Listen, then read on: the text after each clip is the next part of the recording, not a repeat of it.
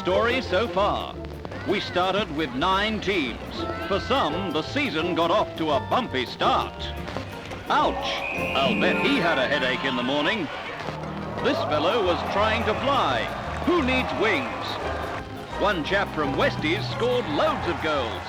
Other teams hardly scored any goals at all. One team swapped their coach for an ex-belly dancer, and another team had so many goals scored against them, their coach got really angry. So angry, he quit. But the show must go on, and nothing was going to stop Central's except maybe a train horn. The battle raged on through rain, hail, and even snow. The Magpies were having a torrid time. Even making the goal wider didn't help them. They missed out on the finals. That hasn't happened since, well, last year. Their coach quit too. That West chap carried on scoring goals. And don't the kids love it? One chap thought he might get noticed if he put some streaks in his hair. But the umpires thought this fellow was the best, so they gave him a medal. His dad won some medals once too. Soon there were only 4 teams left, and one of them didn't last very long. Their coach was very sad, but he didn't quit. The Bloods could have gone straight into the Grand Final, but their coach decided to let the Bulldogs go instead. That was very sporting of him. He used to play in the Crows. But he had another chance to get to the Grand Final by playing the Eagles. The Eagles haven't won anything for 10 years, but West thought it must be their turn now. They haven't won anything for 20 years. Ouch! He finally got noticed. And so now there are only 2 teams left. And you know what that means, don't you? It's time to party.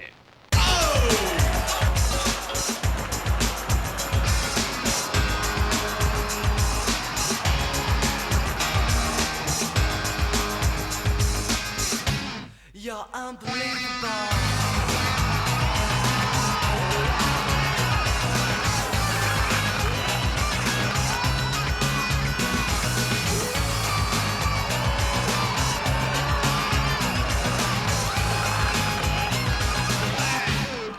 Unbelievable. Yes, just 2 teams left. Central District up against West Adelaide in the 2003 SANFL Grand Final. Welcome to, well, what's an interesting football park scene this afternoon. Wherever you're watching right across Australia, you've got the red, white and blue of Central District and the black and red of West Adelaide, and plenty of spectators enjoying the build-up out in the car park, as is the tradition. Certainly Central's fans know how to bring in the grand final.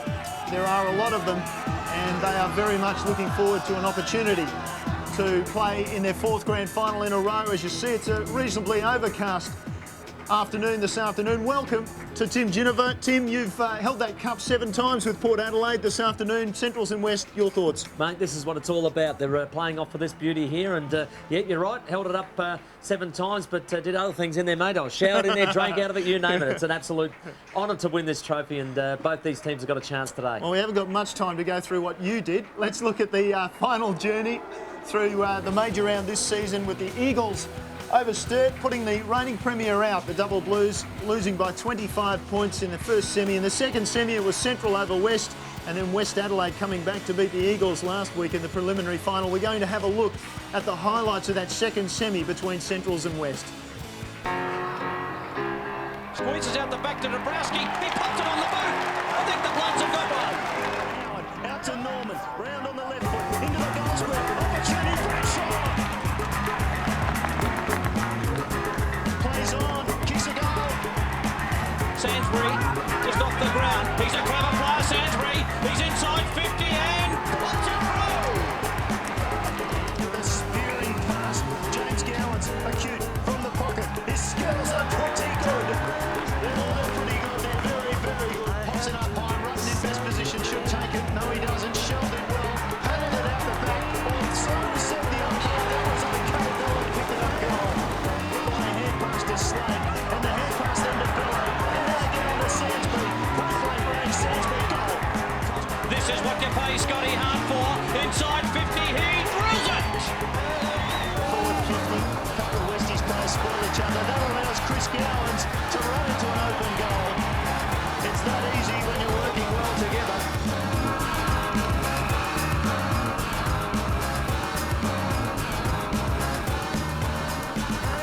So 18 points the final margin. The Dogs, as we've said, into their 4th grand final in a row, and they're very much looking forward to maybe revenging last year's loss to Sturt by beating West Adelaide this afternoon. Andrew Rogers is downstairs, outside the rooms. And Andrew, what's the feeling like at the moment?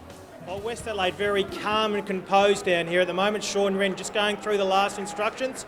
They have had some injury concerns during the week. 2 very good running impact plays in Salam Hassan and Scott Hahn. Salam Hassan, we've seen him in the vision so far, courageously marked last week against the Eagles. Got hurt, knocked around the head in the income, has come up for this week. And Scott Hahn, who incidentally had an injection at half-time of last week's game, has had intensive treatment this week. He is able to come up and play a good role today. Will go forward as a forward running option. You can hear just behind me West Adelaide ready to come out. Mark Strojstrom, what have you got to say about over there in the Central District's huddle? Well, thanks, Andrew. A somewhat quiet and subdued build-up by the Bulldogs here. Not really a surprise because they have been here before.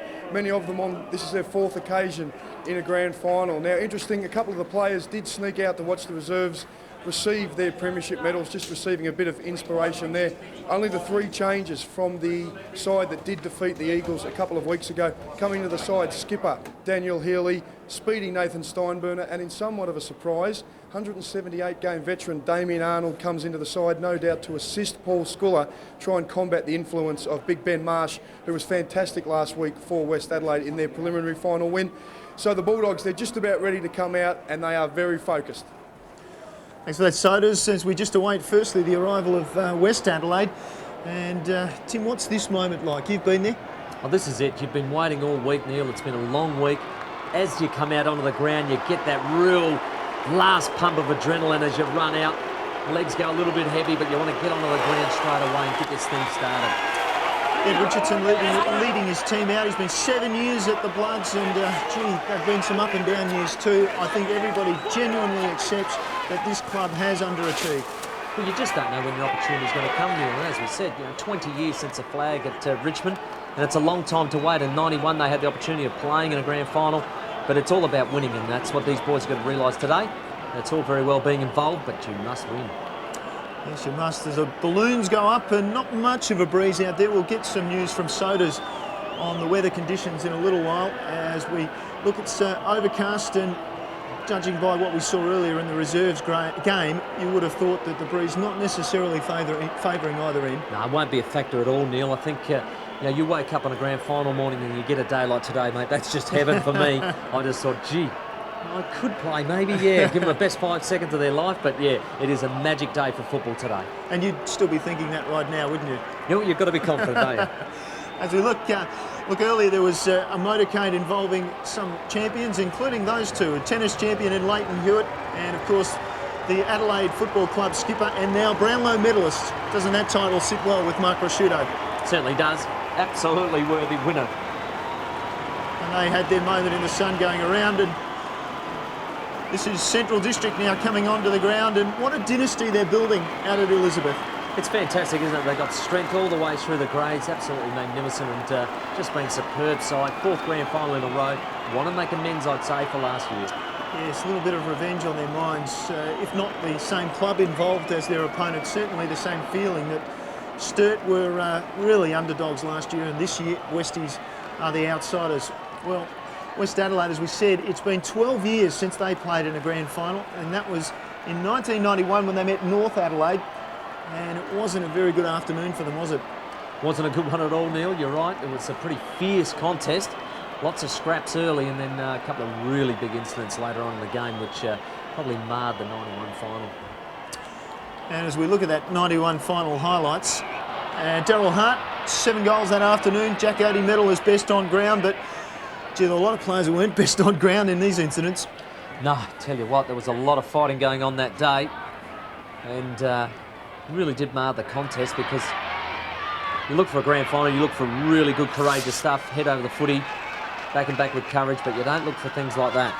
That was the one thing that stood out in that game, wasn't it? That incident involving Stephen Sims and Matthew Simpson, who was the player who was hit, and really the game degenerated after that, but not from the point of view of North Adelaide. They certainly won easily. Yeah, the Roosters kept going at the footy, and West Adelaide did lose a bit of control at times, and you know, they kept going at the football and kicking goals, and that's what you have to do in grand finals. Solomon down there, and Central's warming up as well. And Central's last year, gee, they are memories they want to forget. Last season, as we've said a couple of times, they were they were the standout side of the year. Yes, but that's what can happen, Neil. It comes down to one day. It's a bit cruel, our competition, but that's the way it is. And came down to the one day where Sturt hadn't beaten Centrals all year, and they open up superbly and forced themselves, I think, to about 42 points in front at one stage, and really just held that lead for the rest of the day and kept Centrals away from it. But they've learned a lesson, I reckon, from that Central District, and they won't want that to happen again today. No, and as you see, they took it hard, as you'd expect. You lose a grand final, you're certain to take it hard. Well, Mark Soderstrom's been busy during the week. He caught up with the Bloods coach Sean Wren in his first year at Richmond, and in what was pretty much an empty football park at that stage, he spoke to Sean Wren.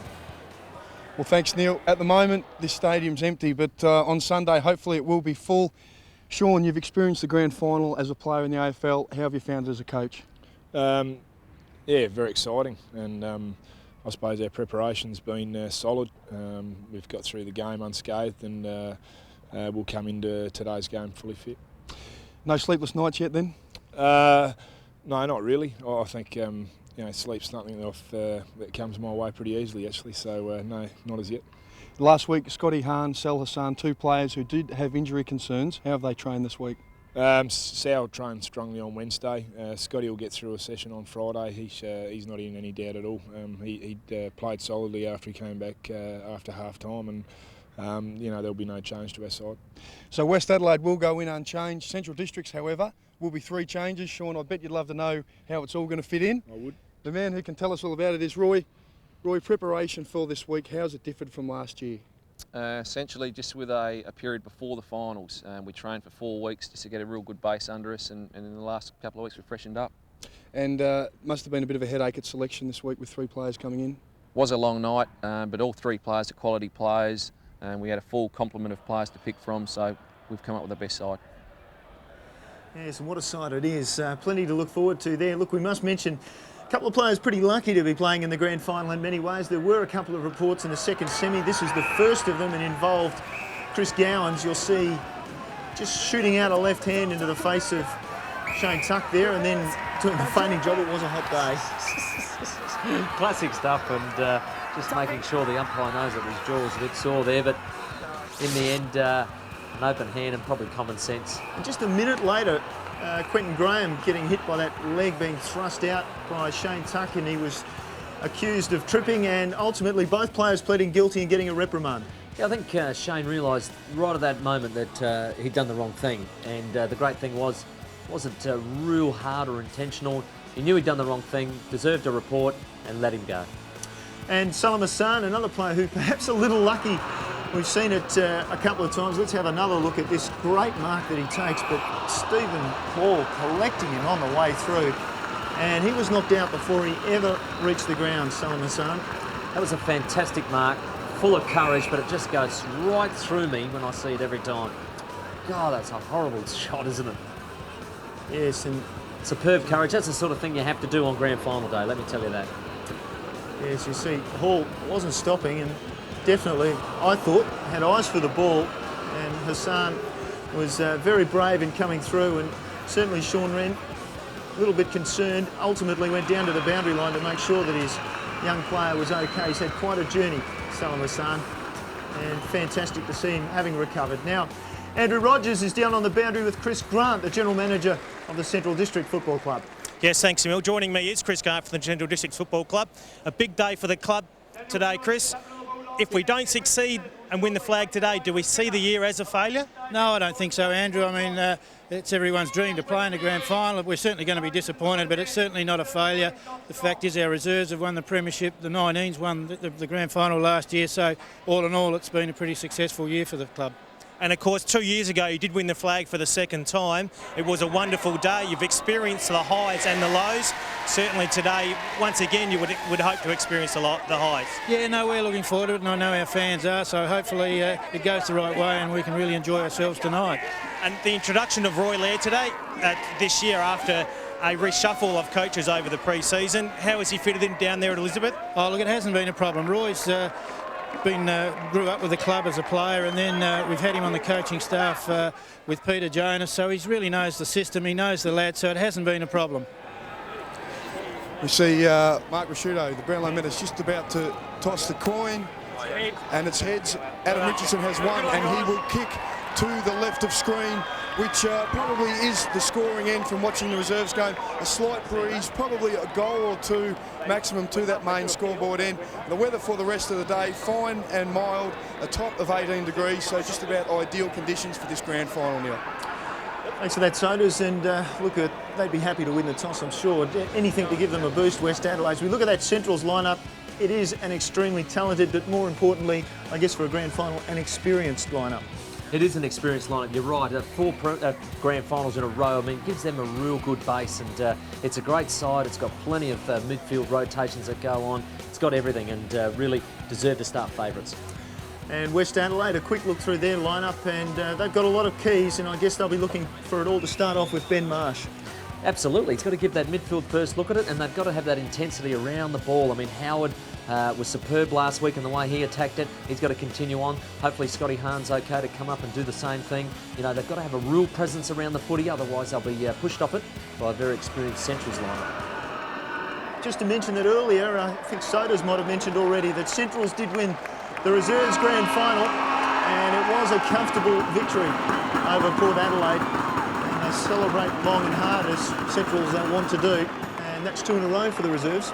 Yeah, pretty good effort there. Tim Davis, the captain, and I think he also won the Bob Lee medal for best on ground, so a great performance by him. Scott Lee just catching up with his old teammate from the Crows, Simon Tregenza, the coaches of the two sides, and Scott Lee victorious today.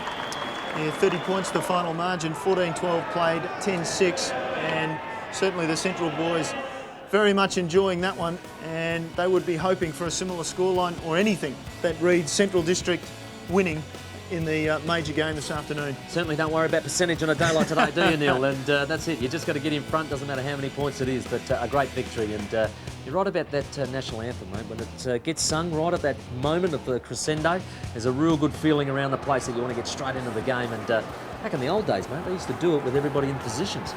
And if you remember the 1984 one, off went Tim Evans and Craig Barmage straight into it. So that's probably why they separated them now. You know, at some stage in the future, we'll probably get some sort of inquiry into that particular incident that happened in a goal square, and I don't think anybody saw who threw the first punch in that one. No, I think you're right. Including the person who was hit the first time. It was all out of the blue. Well, we see the players running to their positions. That's the captain of West Adelaide, Ed Richardson. Already there's a bit of push and shove going on out there, and joining us in commentary for the first bounce, Michael Maney. Thank you very much, Neil. The first quarter of this SANFL Grand Final. In their 16th Grand Final, West Adelaide up against Centrals, playing in their 5th. What a moment. A big roar from the crowd. Good crowd in. Tremendous crowd in as umpire Fox, umpiring in his first ever Grand Final, raises the ball aloft for the 2003 SANFL Grand Final. Marsh up against Schooler. Schooler got the better of it, just got it down. Taken by Cooney, the youngster, the 17-year-old, kicks it toward half forward. Bouncing ball, Harada is there. Piacenti. He's got it on the left boot. Hassan, the man who was clobbered last week, and it's on. Yeah, just hold it together, boys. Just hold it together. 25 is going to be paid. It is a 25-metre penalty. Salim Hassan. No cheap shots, mate. Clear it out. Will shoot the goal for the first goal of the match at the 46-second mark. Stay there. On the reverse angle. Big moment, he's hooked it. A lot of nerves in that kick. Tim Geneva. He's spot on, Michael Maney. That was the opportunity that was needed. He needed to kick that goal to settle the whole ship down. I think Tim Piper's going to pay a free kick, I reckon, to Centrals and produce 50 metres. Yes, Tim Pfeiffer already getting involved. Obviously, Westies, in his opinion, started that, so the ball will come another 50. So the ball was going to come to the back end of the centre square. Now it's going to be a centre half forward for Central District. West Adelaide being sucked in perhaps a little there. Interesting to note Daniel Shell is up forward and leading. And not a great kick, but well done by Quentin Graham coming in from behind there and taking a mark. Daniel Shell, as I was about to say, is up at full forward this afternoon, having spent some time in defence this season. Cowans with the mark, and he'll have a shot on goal now. And how crucial is this, Tim? Well, doesn't it hurt if he nails it? Because up the other end, Salam Hussein, I mean, that was a real classic nervous shot for goal, wasn't it? Really shanked it to the left. Could have got Westies off to an absolute flyer, and now can turn over with a bit of silliness and produce a goal for Centrals. Let's see how he goes. Luke Cowan. Cowan, he'll kick from 45. He'll kick into a slight breeze. It sits up slightly, and Marsh marks it right on the line. Looks to play on quickly. Has a short option in Richardson, the captain. Hassan's down the line. Richardson goes slightly inboard. A whole heap of doggies there. That was high. Howard got Quentin Graham high. The ball into the forward line, and Shell is the mark. And still the push and shove goes on. And Daniel Shell now will have a kick at goal. Neil, important news for Central Districts. Brian Hereda has been removed from the ground with a shoulder injury. Rushed straight down to the bench, and Damien Arnold's come onto the ground. Well, that's crucial, you'd think, Tim. You'd like to see your experienced centre-half back out there, wouldn't you? But obviously might have hurt that shoulder in a couple of the incidents at the beginning of this term. But this is an important kick now for Shell, just to settle the ship down and get Centrals off to the start they want.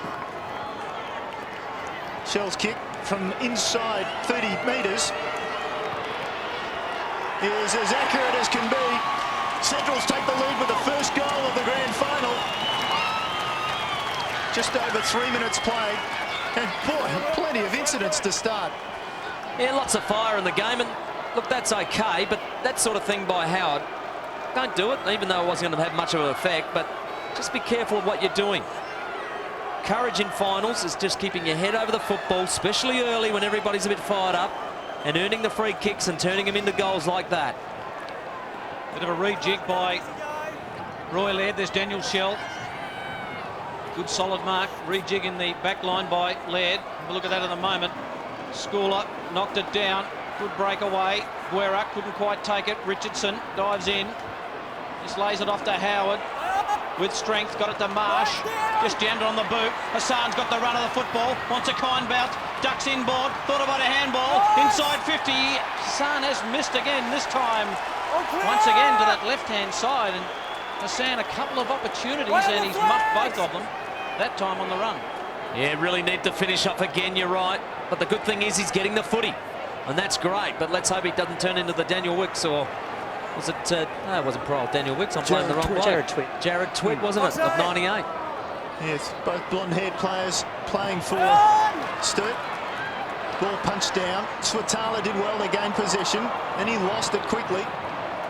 Howard trying to make up perhaps for an earlier indiscretion, just in over the ball. On the bench for Central Districts, Damien Arnold, Richard Cochran and Nathan Steinberner has come onto the ground to replace Brian Hereda, who is down in the change room, and the injury's not his shoulder, it's a little further down the limb, it's actually his hand. Tuck over the ball for West Adelaide. Did well to get the kick forward. Westies with the numbers. Arnott from behind. Nathan knocked it away. Nathan's in there again, trying to hand pass it out. Norman did well, got the hands free. The hand pass was loose though. Opportunity for Thomas to clear the defensive area for Centrals. The race is on. First man there will be, in the end, probably the boundary umpire. So we'll get a throw in, 4 points the margin. 5.5 minutes opening term, and it's cooking at Football Park. Yeah, they'd have the dry mouths going because it's a little bit warm here today, and the boys certainly expending a lot of energy early. Lovely day in Adelaide. Marsh tried to go. Schooler, who's won just about every tap down. Taken by Piacenti. Cuts back inboard, looking for Cooney. Fisher! That's a strong mark by the young man. He'll need to be on his game today. Sam Fisher. Hereda already off the ground, so Quentin Graham forced to go back. They've got Sibanala on the bench as well. Sam Fisher. The boy from the Riverland. Was taking plenty of time. bit too much in front of him. Dabrowski's given him a good lead into the pocket. The kick goes his way. Over the back, Bradshaw's there. Ball thumped away. Graham got a handball away. Well done, Cooney. Squeezing it out was Gowans, not 15 to Slay. Handball over the top, a Hospital one to Hopwood. Held without the football. Hopwood will get the free kick. Advantage ruled. It fell to Sainsbury, who got it to Healy. Healy dealt with after he kicked the football. No free kick, Richardson. Oh, clever play by Guerra. Wants it to sit, had Sainsbury on. Decided to go it alone, kicked it deep into the pocket. The handball was on to Sainsbury, and Sainsbury stands there with his hands in the air saying, why didn't you give it off? Which is unusual too, because he's got great vision, normally Brent Guerra, and a very handy player to have on the side today. But it's a very fiery start. We'll look at the box there, and the matchup's being... I'll tell you what, there's a lot of run with jobs at the moment. I'll try and get to a couple in a minute. Chubb knocked it out. Hassan, who's been good early, chopped off by Chris Gowans. Got to be good in close. Richardson was, cop one high, will get a free kick. And that's more like it, Michael, getting your head over the footy. Earn yourself a free kick. Starts again. Hassan, Tim, he's managed to get the ball a couple of times, but he's also given it up as we look at Richardson. He went short to Nathan. In turn, looking for Norman, comes over the top, eventually gets possession. Norman goes and gets smothered by Hopwood, who came through brilliantly. Now Gowans looking to the left, looking to the right. They work it quickly in front of goals. It's Hopwood, the man who started it all. It's a goal.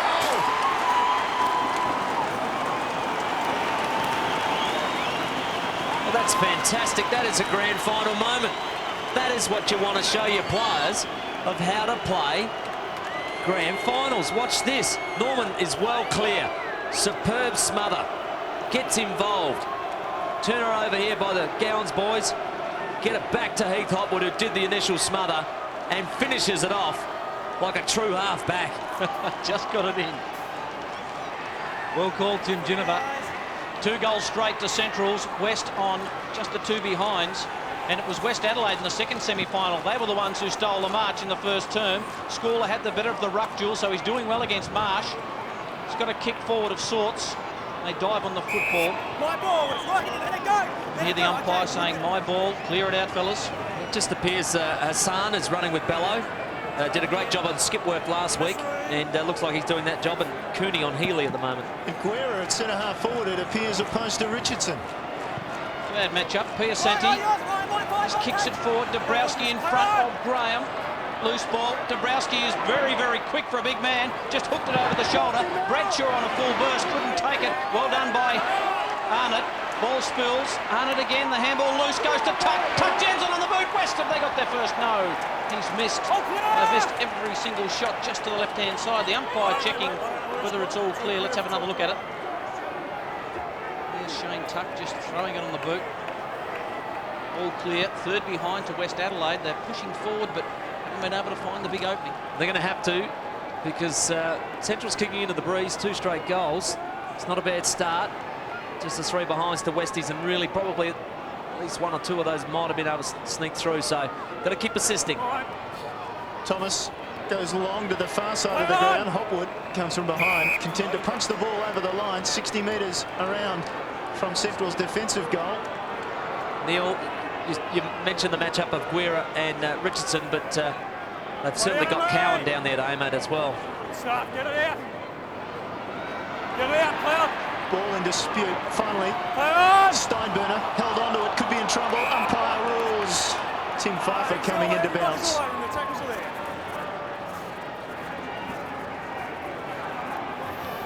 Just there are a lot of numbers around the ball, and Steinburner tucked the ball in, unable to break free. Tuck over the top. Schooler with possession. Hand pass was slipped around it. Arnott looks forward. Goes for Sainsbury. It's over his head. Cowan couldn't grab it either. Bello was quick and was tied up brilliantly. Great tackle. Will get a bounce. Chubb, the man doing the tackling there for West Adelaide. And that is the way you want to tackle early in a final. Right at the hips. Didn't look at the ball. Made sure, though, when he got him, that the ball didn't get free. And that's a superb tackle. Good work, guys. Get it out, get it Ruck out. contest. Good tackle by Piacenti on Swatala. So the tackling, Tim, as you mentioned, feature of the game. 11 minutes in, there's Paul Thomas.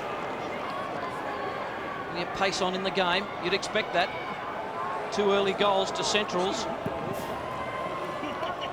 Ball thumped forward. James Gowans couldn't take it. Sainsbury, who's nippy, gets it to the skipper. Healy just kicks it long. Shell versus Rutten. Rutten does the thumping away. James Gowans, that's a dangerous handball. Guerra, good tackle. Tackling superb. Cassisi jammed it on the left boot. Healy going back. There's Marsh. Marsh and Healy, ball will beat them both. Boundary throw in. 11 minutes gone. 12 plays 3 in a hot grand final in the 2003 SANFL Grand Final. Yeah, Westie's just trying to find their feet. You can see they're nervous, they're pumped, they're trying to do all the right things. They've just got to get a goal, which will settle the whole ship down. Centrals, on the other hand, they do look a bit calmer and relaxed when they got the footy. Porplecia with the kick out of the pack. Good tap by Marsh. Here's Hopwood read it best. Hand pass quickly over to Healy. Thomas slipped to Slade. Slade inside 50 with his kick, looking for Shell on the lead. Cowan coming as well, and Chubb got there for West Adelaide to spoil it all. Ball to ground, still waiting for somebody to get a clean possession. Fighting on was Chubb, the boy from the Riverland, up at Berry. Just have another look at Cassisi, I think. Oh, knocked out of his hands, benefit of the doubt. Ball down inside 50 for Centrals. Well done by Cassisi to Tuck, but sold him into trouble. Tuck had to dispose of the ball. They go in again. Lots of numbers, as we said, around the ball. Porplecia couldn't get it away from number 7 for Central's, Bello. We'll get another bounce down. Going in hard, aren't they? Have a look at them. This is good stuff. Right half forward for Centrals. Knocked away by Cowan, doing the ruck work for Centrals. Diving on the ball was Donaldson in the long sleeves. Caught underneath. By Tony Day. Bounce once again. Game really been closed up at the moment. Dominic Cassisi with the job on Chris Gowans. Donaldson running with the dangerous Sainsbury. So some good matchups here. Bello just took it out of there. Wants to throw it on the boot. Just hooks it around and just can't get any hook on it at all. Out of bounds on the full. They're the sort of goals though that can turn a match. So let them keep trying that. Took it out. Didn't quite get balanced. Good pressure. Little man. He's got it again. In fact, that's Slade. Goes in hard, taken by James Gowans. Can he get clear? Uses Bello. Bello wants to square it up, decides to go with the right leg and shanks it terribly. And from behind. So he could have done a little bit better with that, Centrals, although Bello didn't have too much on offer to square it up. Oh, Chris Gowans is telling them just get it to the top of the square anyway. Let's get a look at it and keep the ball alive. And that's a couple of near misses for Westies. Ian Mogridge, our statistician, tell me what Salam Hassan has done, because he's not had an effective disposal yet. No, I think I'll discredit him with that one. Just leave him at 2 kicks for 2 points. He's not good. His kick's being smothered left, right and centre as Centrals work the ball into the centre corridor. Kick out forward. Cooney did very well. Strength. And they've rotated Cooney because he started on Healy. That time he beat Chris Gowans to the ball. Now assessing options, not a lot. Probably go for Rutten, the tall man. Come down the line. Yeah, they were trying to work something on the far side of the ground. In the end, he did come down the line. And Norman, the player coming in from behind with the mark. Running forward was Fisher. The kick won't find him. Yes, it will. Just out of the reach. Oh, that was a solid bump. It looked high. Fisher did well. Played on. Graham now tapped it over the line. Well, that's what you love in grand finals. Both players committed the ball. It was a 50-50 and nobody shirked the issue. I love that stuff. Boundary throw in. 2-1-13 Centrals. West Adelaide, we're at the 15-minute mark. Haven't got a goal yet. They've missed a couple of easy shots. Marsh down beautifully to Rusker. Rusker's left footer. Just into no man's territory there. Now Thomas needed a good bounce. Got on the second. Just ducked away with plenty of pace. He's a clever player is Thomas. Just rebounding off half back. A few bounces. Long kick. The target on the outer side is Slade. That tremendous play. Good running football by Thomas to find Slade. Slade had Sibanala. Decided to load it up inside 50. Getting back is Rutten. Good judgment. And just took a relieving mark. They want to switch to the outer side. Piacenti will get this ball. Right in the middle of a couple of Central players. He's got Tuck on in short. Will go there now. Tuck immediately on with play, looking for the running Dabrowski. The kick wasn't good. Dabrowski needs to be clever here in getting the football. Graham wearing him like a glove. Paying for the cab. I think he'll be pinged. He will. Umpire said play on. It goes to Thomas, and Thomas shorts it up to the wing. Stoneburner with pace to burn. Inside 50 with a kick, looking for Shell again, but Rutten's one delivery. Rutten now short to Donaldson. Westies work it as Donaldson plays on, in short to Tuck, the link man.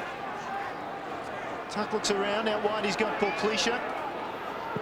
In short and leading was Ruska.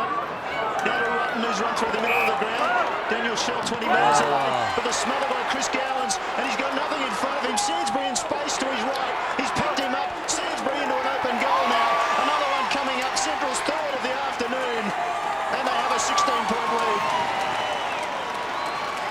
Well, another fantastic smother produces another goal in the grand final. But Rutten really did have time. He basically almost kicked it into Chris Gowans. And Chris Gowans brilliantly turned the ball over. That had to, it's unfortunate for Donaldson. He had to go to Gowans, which allowed Sainsbury to be on his own. And he just nailed the goal from point-blank range. But really got to make your kicks count. And a couple of times Westies have tried to sum up their stuff a little bit too late and had their kicks smothered and turned them into goals. They kicked 3 in the second semi, Ed Sainsbury. He is a dangerous player. There's that man in Gowans. Dom Cassisi, his work cut out for him, back in the centre. 3-1-19 to 3 behinds. Marsh tries to leap over Arnold, who's on thump forward by Marsh. Knocked back by Hay. Running onto it is Piacenti. He's collared. Got it off to Dabrowski. Dabrowski from 45. Long kick by Dabrowski. He kicked their first in the second semi. He's got their first in the grand final. And not before time. West Adelaide answer a bit of a challenge. It was getting a little bit desperate. Dead right, Michael Maney, 16 points, and you're going with the breeze. Well done, Piacenti, just to get his hands free to get that handball. But a great goal by Dabrowski, because that was not an easy one. A couple of other players have had shots over the top of opponents like this one and really shanked them, but he did a great job in putting it straight through the middle and getting Westies on the board. Ball back in the middle. Down to Sotos in a minute. A couple of changes while that goal was being kicked. Arnott and Gowan share the ball, and finally it comes to Steinburner from inside 50. Steinburner goes at goal. Immediate reply by Centrals. Well, that was superb stuff through the centre. Arnott, what an attack in the middle. Just straight through the line of the football. Forced it forward. It got to Steinburner, and unlike West, where their kicks are always under pressure, had time to line them up, even a little bit of a stumble, steady, and goal. Too much time, not enough pressure. Raining goals at Football Park, goals at the 17, 18 and 19 minute mark, 2 of those to Central District. In the centre, Arnold leaps high, got it down, sharked, no one can get it out of there. Bello goes in hard, Cooney on him, and Luke Nathan at the bottom of that lot. Michael, just a couple of quick changes have been made. Daniel Healy off the ground, replaced by Richard Cochran, just part of the standard Central District's rotation. For West Adelaide, Sam Fisher's come off the ground, and Richardson back on. Thanks, Mark. Mark Soderstrom on the boundary line. Tuck. He's given away a free kick, hasn't he? The umpire, Damien Arnold's given away a free kick, and it'll go to Ben Marsh in that ruck contest. Really see what that was for. Marsh right in the centre of Football Park. Long kick. Richardson can't take the mark. Dabrowski over the back. Well done, Thomas. His kick smothered. Another smother in the grand final, Tim. How important are they? Ball taken to the line. Well, brilliant. Keeps it in the forward 50. Could have been up around half back and would have been away. But look at this. Ruska smothers it, keeps it in the forward 50. Great final stuff. We saw Chris Chubb in the prelim final. Quite brilliant on the smother. Tuck knocked it down, thumped forward by Paul Pleasure. Nathan just hooks it around. A dive on the footy. Another bounce. Umpire Pfeiffer coming in. Haven't seen much of Darren Bradshaw, and to be fair to him, delivery hasn't been too good. Sean Wren in the middle of that lot. Centrals are very, very good at getting numbers back and forcing a really crowded forward line, and they've done it well so far. Arnold knocked it down. Tuck couldn't get the kick quite away. Hay got it to Slade. Slade nowhere to go. The handball looking for Chris Gowans. Ruska didn't take it to the line. Kept in by Swatala, and he'll get a free kick for a high tackle. And Adam Swatala, the former bomber, will kick it long.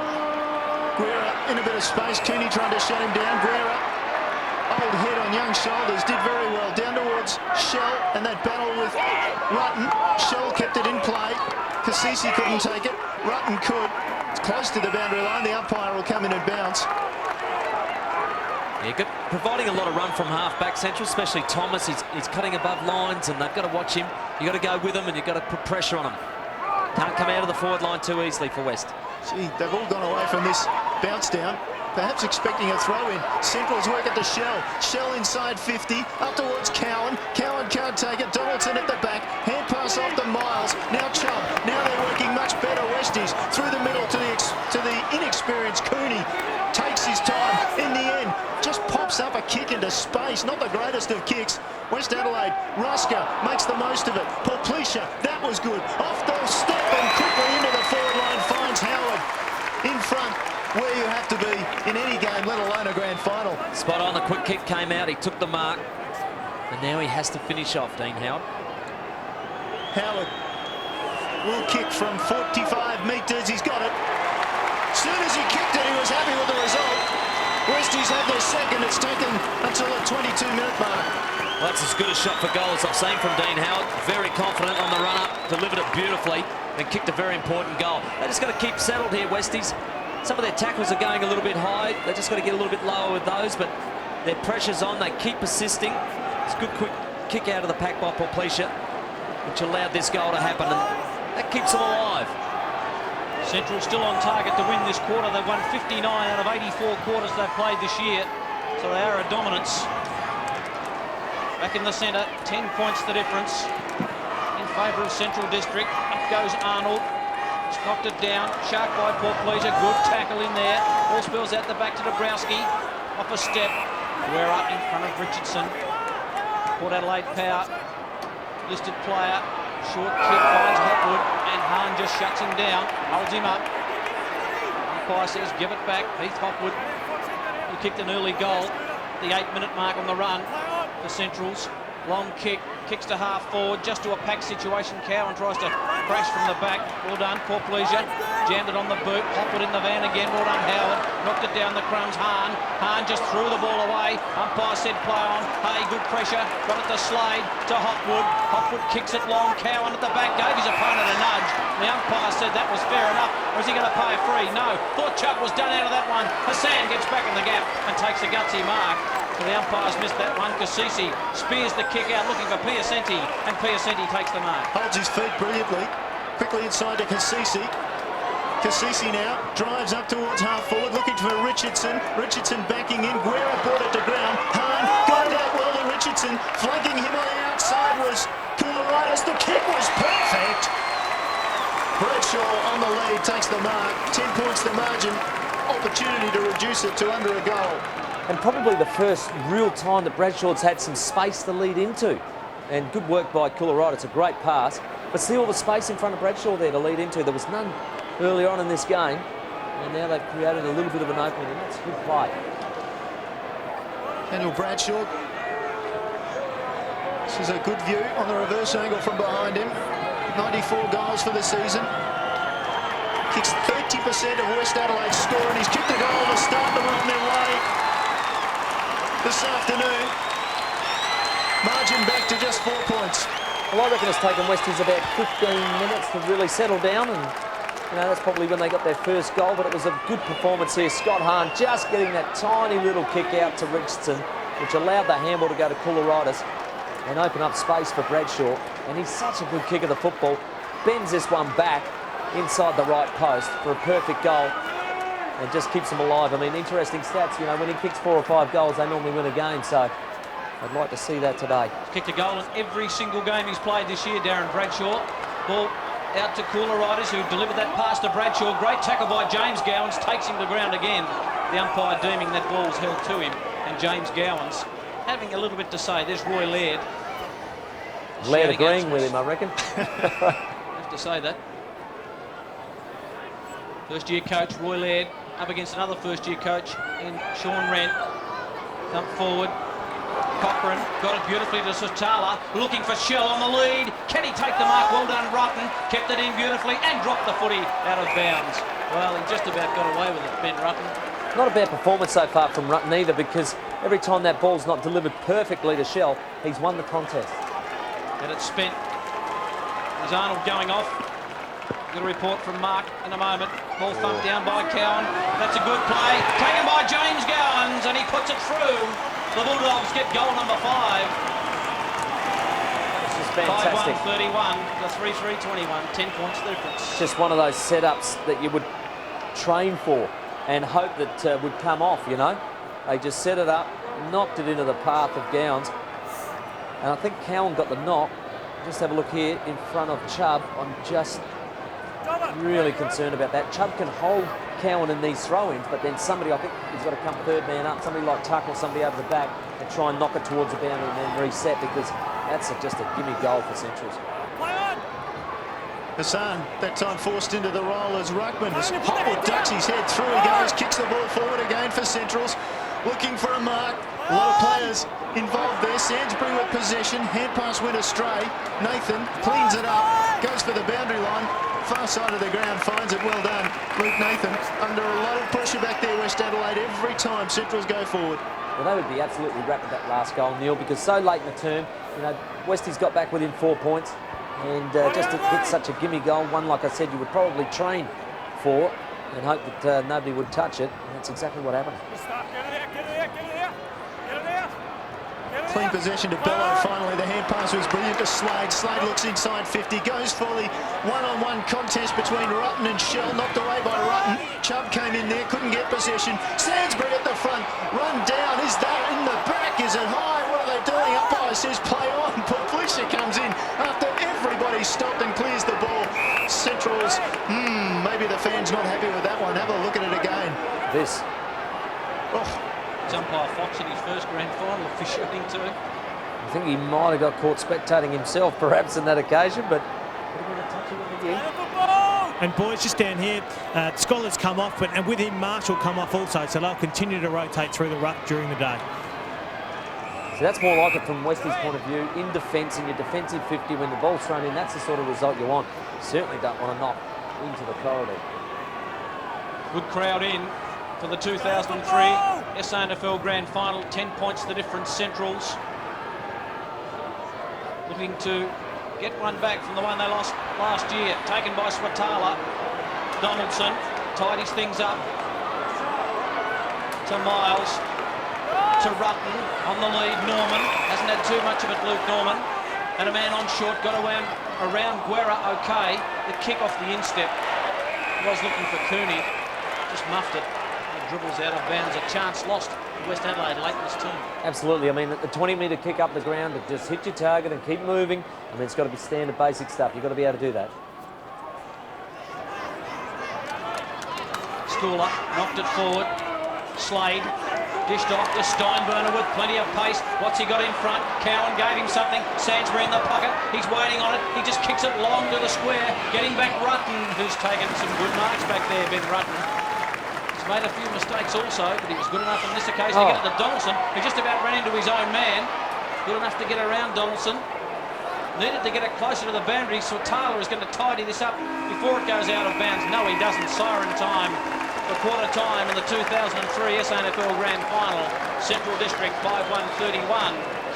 Lead West 3-3-21, 10 points. Tim Ginnivan. Well, a pretty good first quarter, I think, from both sides. West took a long time to settle down. Central showed their experience, and some of their goals were just fantastic one-percenters of grand final stuff, especially the smother from Hopwood and the smother from Chris Gowans, which turned over into goals. Great stuff from those guys. And as far as West Adelaide goes, well, they can just settle down now and get a good start of the second term. Just all single goal kickers in that first term. Daniel Shell, James Gowans, Nathan Steinburner, Ed Sainsbury and Heath Hopwood. Whilst on the other side of the ledger, Darren Bradshaw. Good start for him. He's got a goal and a bit of confidence. Dean Howard and Brad Dabrowski. As we go through those match stats, Tim, you're the analysis of it. Look, as I said, Westie's got a reasonable start, but they just, threw their arms around a bit high and gave away some free kicks, 6-2 there, as you can see. And some of those have been pretty costly, but all in all, a pretty even term. Well, one player who's done all right, hasn't he? He's been mentioned in that first quarter is Paul Thomas, and his brother, or rather his father, I should say, played 124 games for the club, and Thomas also picked up the votes, the Magarey medal votes against West Adelaide during the season, so he had a pretty good year.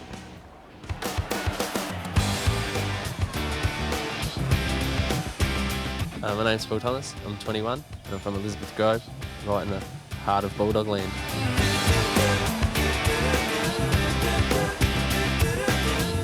I play on the half-back flank and just love having the sort of play in front of you and just like the rebounding and running, just running in straight lines and kicking the ball forward.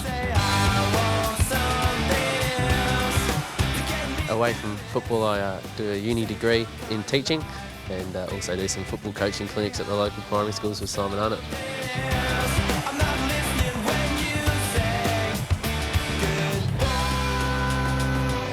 Sort of starting a tradition out of the club, sort of now second generation players coming through, like fathers and sons, sort of starting to come through, and we're just building a really good culture down in Elizabeth. Obviously, short term is to play in the grand final this year and hopefully win a premiership, and play 200 games for Centrals would be fantastic.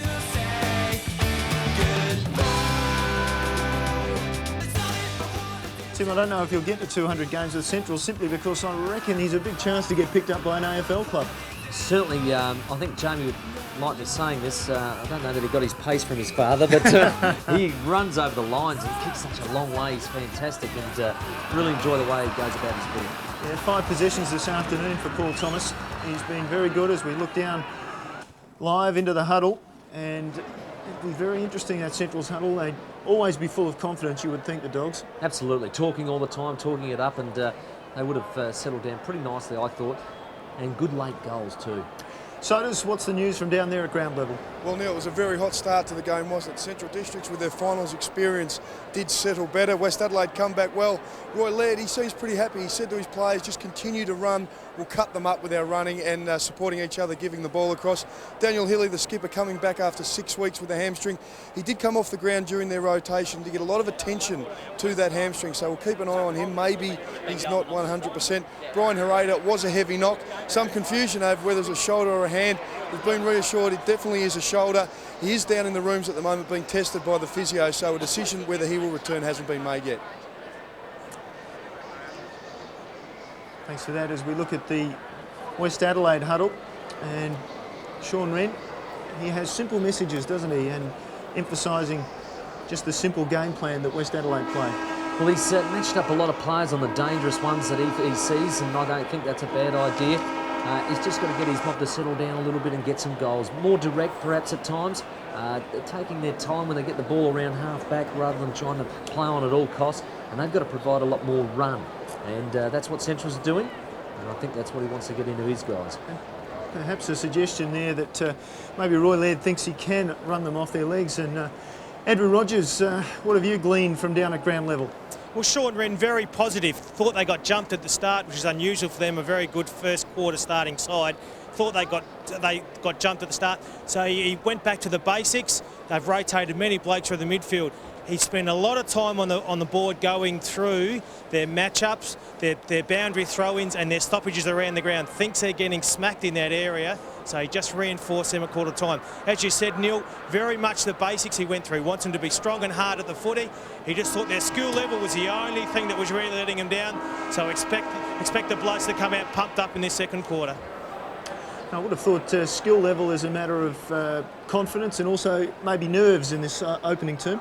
Yeah, I think especially Salam Hassan's first shot at goal was a real classic nervous kick for goal. Leant back on it, shanked it to the left, but needed to settle down and get some early goals. But they did. Their attack on the ball was great. They kept persisting, and I think that you can be pleased with those things out of Westie's first quarter. And your thoughts on Ben Marsh, because he does have a battle in front of him, facing Damien Arnold and also Paul Schooler. Well, it's up to him, isn't it? And I think we just saw Rennie putting it on him and telling him that, you can be the difference in this grand final.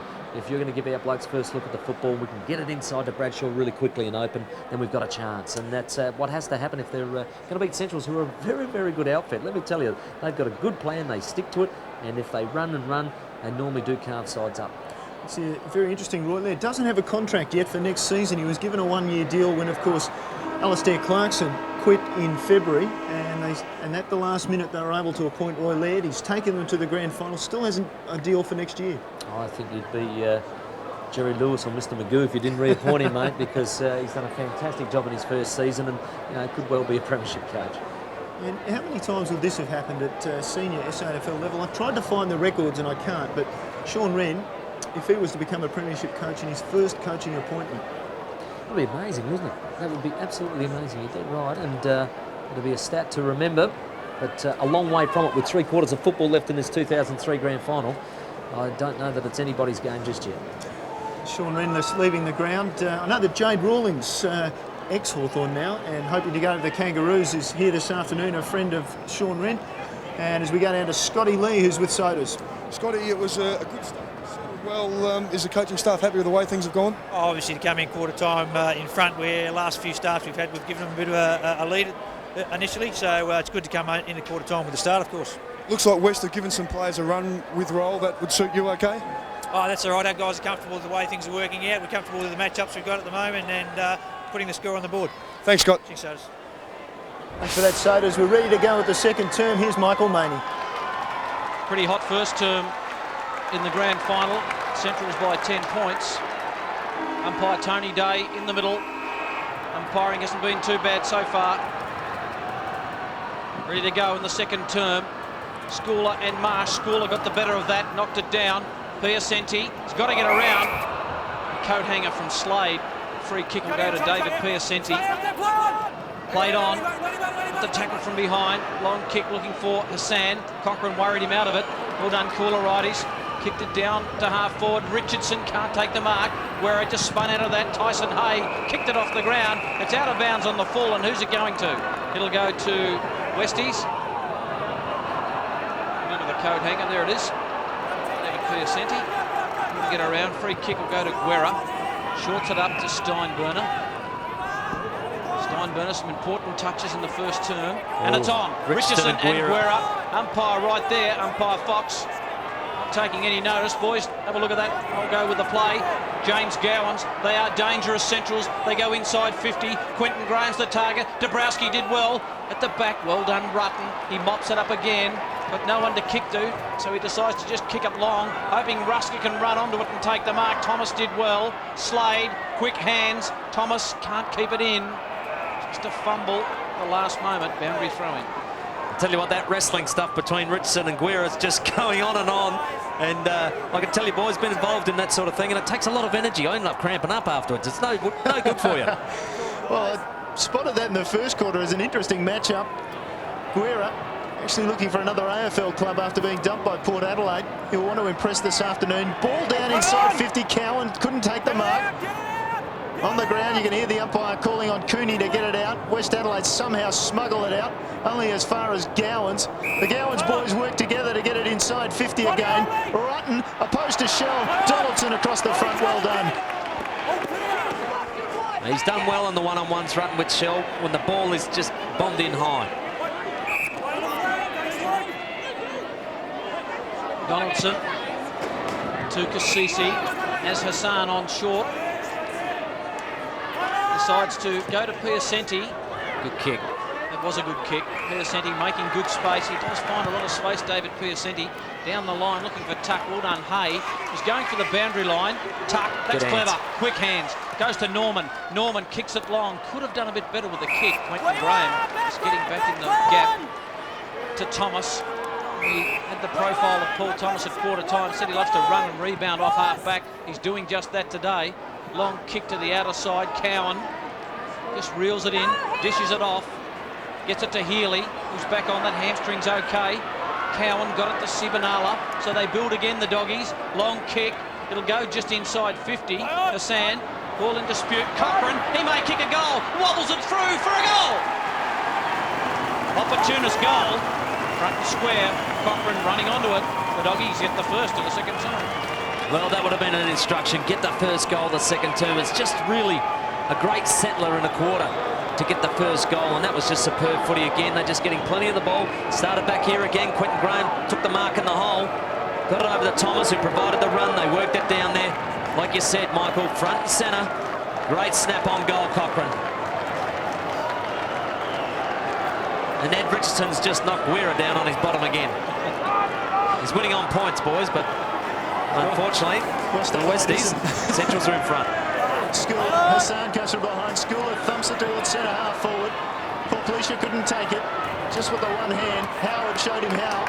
Piacenti shares it with Cooney. Cooney then down to Richardson. That's what you should be doing, Ed. Get the ball. Backs up quickly. Inside 50, Hassan is loose. Goes in long. From behind Bradshaw. Hopwood almost took it. Rusker did. Then he was disposed of quickly. Hopwood cleans it up. Big Shepherd coming in the back. And that was Guerra. Guerra came with the Shepherd and got Dabrowski fair in the middle of the back off the ball. And that was really silly. You see Thomas being taken high, but off the ball, Dabrowski looking for Bradshaw was taken high again. Umpire coming in, and Hopwood was the offender that time, so a couple of free kicks has given West Adelaide a good shot on goal here through Bradshaw, and we see there Hopwood taking his eyes off the ball, and that was really what caused the free kick. Spot on, Neil. That's exactly what they say, the umpires. You've got to keep your eye on the ball no matter how you're coming across, and he didn't do that, and then interfered with the marking player. So Bradshaw, his accuracy pretty good, 73% across the season. And from a 45-degree angle, interesting shot this because the wind will be blowing across the kick from right to left. So I'll have to start it at the near goal post. And he starts it outside the left-hand goal post, and it's through for a minor score bag kick from Bradshaw. Yep, hasn't played a lot of football park, so he doesn't understand that right pocket. Stabbed at it too. Certainly did. We're up to Chris Gowans. Good running by brother James. The telepathic brothers, you'd have to call them James Gowans. They do use the football well to each other. Sainsbury, a couple of kicks out. Wheels onto the right boot, thumps it long. Cowan at the back for Sam. With no regard for his own safety, Cooney is too fierce for Cassisi, and the boundary umpire right on the spot. A chance lost there. The foot skills just need to be a bit better. Oh, look at Hassan, you're right. Oh, I tell you what, his acrobatics are amazing, aren't they? Be careful, little man, but you're right, Michael. They've got to hit their targets. Simple kicks like that have to be met in a grand final to get yourself a bit of play and a bit of flow. Interesting tactics too by Schooler. We know that Marsh is a tap ruckman. Schooler's 90% of the time going the big thump, isn't he? Trying to bash it into the space, let their runners get onto it. Tactic there. Marsh this time goes the thump. It goes to Norman. Norman's got to get it in a hurry. Gowan's just about shut him down. Long kick to Dabrowski. Good play. Worked his way to the front. Well done. Taken by Rusker. Rusker kicks. Looking for Bradshaw. Sivanalla's there. It spills. He's got to be good. Held by Bradshaw. No free kick. Bradshaw somehow wobbles. Darren Bradshaw is very good on his second efforts. I'll tell you what, that's why he's kicked, 96 goals now in the SANFL. And look at this, it's a one-on-one situation, so you always got to back him in, I reckon. That was a great effort by Bradshaw to steal the ball back off of Sibanala when you really thought he had it. And that's a very good goal. It'll give him some confidence. Very important centre break here for both sides. Centre breaks 8-3 in favour of West Adelaide, in fact. So the ball down. This time it'll be a Centrals breakaway through Arnott. Just drives it in long. Shell was the target. Cowan came late. Sainsbury picked it up. Was swamped immediately. Can't take good possession. Cowan looks around. Got a player or two in the middle. High. Looking for Shell. Thumped away by Rutten, who's had the better of Shell. Down quickly. And out of defence they go through Koularitis. Out wide it goes. Dabrowski did well. West Adelaide finding some flow. Here's Nathan. Nathan short pass looking for Richardson. Guerra comes in over the back. Norman attacks hard and wraps up the ball. Well done by Luke Norman. Oh yeah, he wanted that. That was just a superb tackle by Norman. I love that stuff, and that's more like Westies. Keeping the ball in the area with tackling like that. Tim Pfeiffer, the umpire, thumps the ball down. Tuck being held away from the ball. Quentin Graham, high, long, back to the wing. Cooney with pace, couldn't get there. Rutten could. Tapped at the Cooney. Bounce was awkward for him. Rutten did well. Hand pass was terrible. Found Healy. Shell fumbled. Now Healy again. Into open space. Healy on the left leg could kick a goal from here. 60 metres out. Lines it up. Going long. possession, just out in front of him, in trouble now, tries to get it toward the line. Sainsbury, head pass into space, Steinbruner, great little stab pass. Oh, they spoil each other, but it comes off anyway. No, Bello through for the minus score. Wow, interesting attacking move.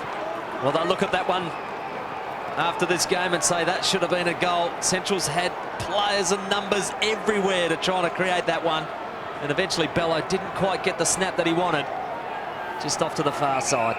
Couple of behinds to Marco Bello as Donaldson just taps it on the boot, kicks a helicopter. Not a good kick. And Centrals are very good at locking the ball up inside 50. Chubb's got to get rid of it, you'd think. Somehow, just forced it out the back. No free kick, they go in hard. Gowans is there. The umpires have let it go a fair bit today. Umpired pretty well today so far in this game, and the players are still both going in very, very hard. Really enjoying it. Neither one really wanting to give up on those 50-50s. That makes for a great contest. Just outside Central's attacking 50. Bit of push and shove. Good bounce. Bersenti can't get through. And umpire Pfeiffer will bounce it again. A lot of players around the footy here. Looks like we'll have a change. And Sean Wren, as Centrals make a change with Daniel Shell coming off the ground. Damien Arnold on. Big pack of players around this ball. Schooler just thumps it forward. Howard just hemmed in the pocket. Did well there. Just threw it on the boot. Nathan's got to go, but Arnott takes the mark. It was out of bounds on the full anyway. Arnott squared it up to centre half forward. Getting in the gap was Marsh. Couldn't take the mark. Cowan rose it beautifully. James Gowans gets it to Hay. He doesn't kick many goals. Tyson Hay. Well, that's why. Went the handball to Sainsbury. Sold him into all sorts of trouble. This way, that way. He's a clever player. He throws it on my boot. Kicks it to the hot spot. Cowan, one grab, 2, 3. Umpire said play on. It was touched. Ball in dispute. Taken by Cochrane. Jammed on the left boot. Into the pocket. Piacenti can't take the mark. It's fierce. Toward the boundary line. In comes Gowans. Goes to James Gowans. Can't get enough hook on it. The umpire has played a free kick too high. It'll go to James Gowans. In fact, it'll go to Chris Gowans. It's just that tackling I was talking about. Not getting low on the hips, but this is definitely a throw. Tunnel balled it back, and I don't know how they didn't pick that one up.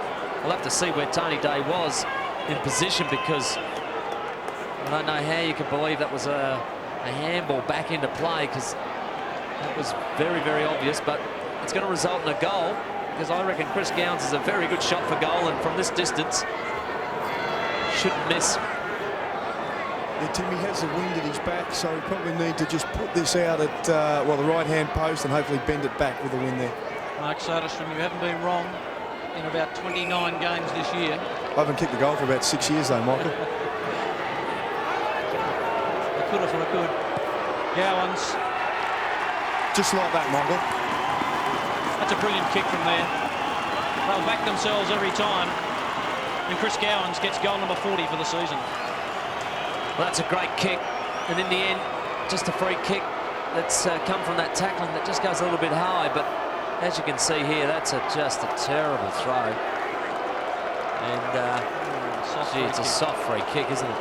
Not there at all, but that's a really bad, costly one for West Adelaide, but Centrals, you get them, you take them, and you earn them, and you use them, and that's a great kick by Chris Gowans. Certainly won't mean the Westies fans wouldn't be disappointed with the way that turned out. Out of the middle, Howard, can he break the tackle? Gowans did the big flop. Howard then gave a poor hand pass to Nathan, set him up. In comes Richardson. Howard still battling on, socketed it. And they've managed to get it down towards half forward, but only just. Some angry young men out there. Yeah, again, Neil, just that unclean skills just puts Westies under the pressure. Arnold with Marsh. Richardson came in. The tap was ineffective. Hopwood clears it down long. Sainsbury at the back. Chest mark. Dropped it. Sainsbury over the ball again. Donaldson comes at him. Sainsbury soccers it in front of him. Cochrane picks it up. Shows everybody how to do it. Hassan, or rather Kourouridis. Try again. Kassisi. Taken high. Umpire said play on. Umpire eventually come in and bounce it. Well, that will not make the West fans happy. I said the umpires have done okay. Just a couple. It was no worse than the Chris Gowans one, was it? Well, Kassisi Getting away from there, limping. Schooler. That's out of bounds. Hacked it on the full, yes. Boundary umpire got that one right. Paul Policia to take the free kick for West Adelaide. Fisher making himself a target along with Dabrowski down the line in front of the main grandstand here at Football Park. You see the spare terraces in the back. They've already started taking out the old aluminium seats. It'll be an all-seat stadium next year. Bucket seats being put in the off-season, of which there isn't much, about 3 months. Ball out again. Umpire, I thought he might have called out on the full there for a moment, but no, we'll get another throw in. Margin in that delicate area, isn't it? 17 points in favour of Centrals. Ball back in, a lot of holding going on. Tuck came through the front and just belted it another 20 metres towards the West Adelaide goal. Hopwood fancies himself as a tough man, as does Norman, number 15 for Westies, who came in and greeted him.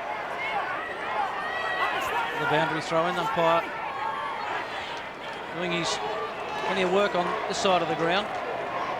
Dabrowski thunted toward Tuck. James Gowans, slick skills, got it to Chris. A handball of sorts. I think it might have been a throw. And then they get a free kick. Yeah, it was a throw first, I reckon.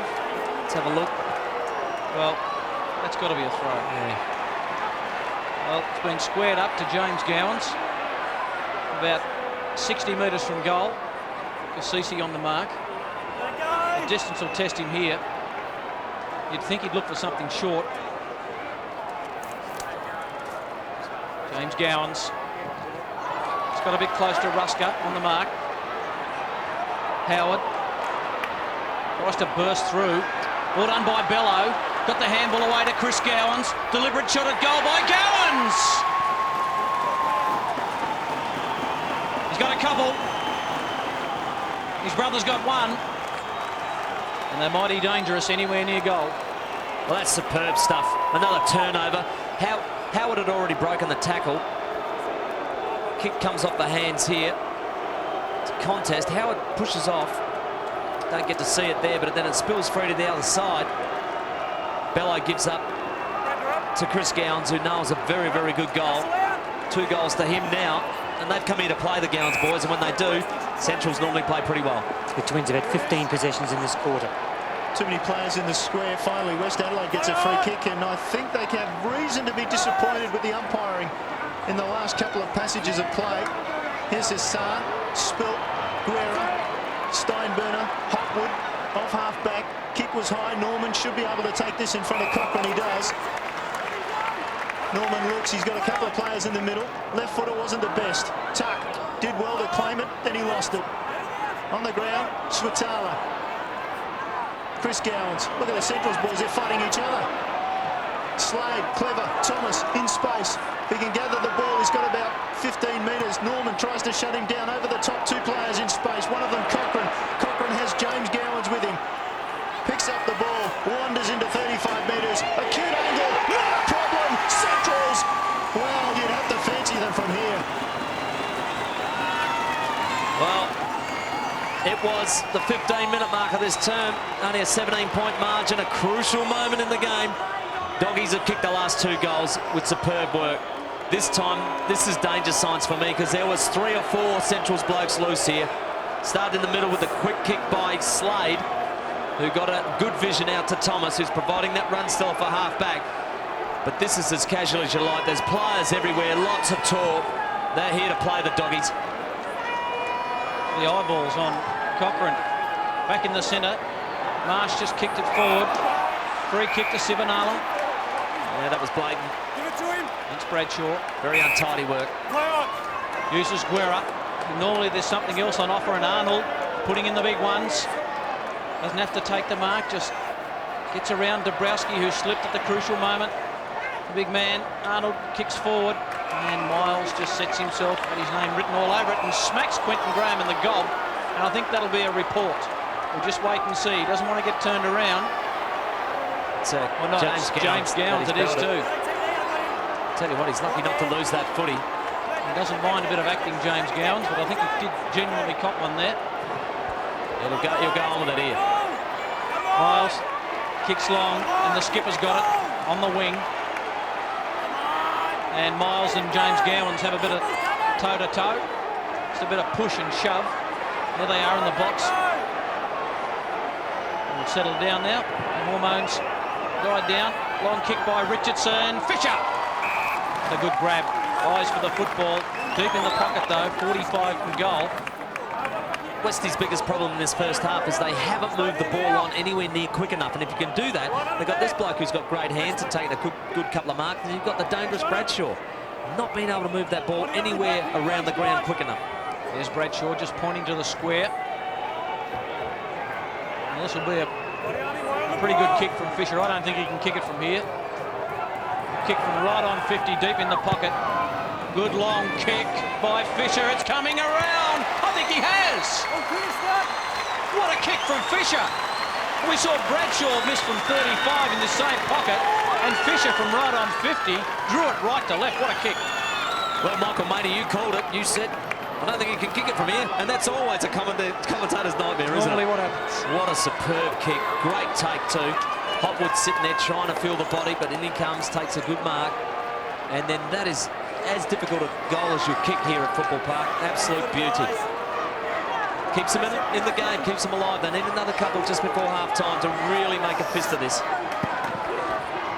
Ball back in the middle. Dabrowski with the tap. Steinberner off the ground for Centrals. Kilwrightis should be first to it. Clean possession. Miles, underground kick. Thomas shows his toe again, should be first to it, but the boundary line wins out. Centre wing, far side of Football Park. Good crowd in this afternoon. Conditions pretty good for the grand final. 23 points the margin in favour of Central District. There's a view from that outer side of the ground. Again, Central's work the ball into space. Chris Gowans almost shut down. Uses the left foot. No problems at all. Up inside forward 50 from behind Donaldson. Hand pass forward, Hassan. Hasn't had a real good possession so far, and that almost set up his opponent or his own player. Kilwrightis will take a free kick for too high. Offending player, Chris Gowan. Kick from Kilwrightis. Steinberner came quickly, thumped it away. Really set up Norman, that one. Arnold on the ground, not the best for the big man. James Gowans this is. James Gowans took too high, and the umpire finally saw it. 25, maybe? No. I reckon Richard Fox thought about it then. There's 2 or 3 too high there, so pick which one you want to be the free kick, but it was there. Arnold coming off the ground as Shell breaks to the left of James Gowans, but the big kick, the assigned kicker is Guerra, and that's why. He's such a long kick and such a very big kick, and Gowans knew it. And Guerra was probably whispering to him, give it to me. And that's why a great kick from Guerra finishes the job for Centrals. Who was on Guerra? I tell you what, you wouldn't want to be in the West Adelaide coaching box at the moment. They would be going right off their nut. There was 2 or 3 players standing next to James Gowans. Now, if you've watched any sort of AFL footy this year, how many times have the power given it to Brent Guerra like that? Because he's such a powerful kick, and he's got all day to do it. See that? A line of 3 players. A line of 3 Centrals players with nobody near him. He's doing a bit of ball watching, I think. Schooler knocked it down. Gowans, the foot of the pack. Kilwrightis, quick handball out. Dabrowski, they're under pressure, West Adelaide. It's relentless from the doggies as Slade kicks it long. Miles went the fresh air thump. Just hemmed in.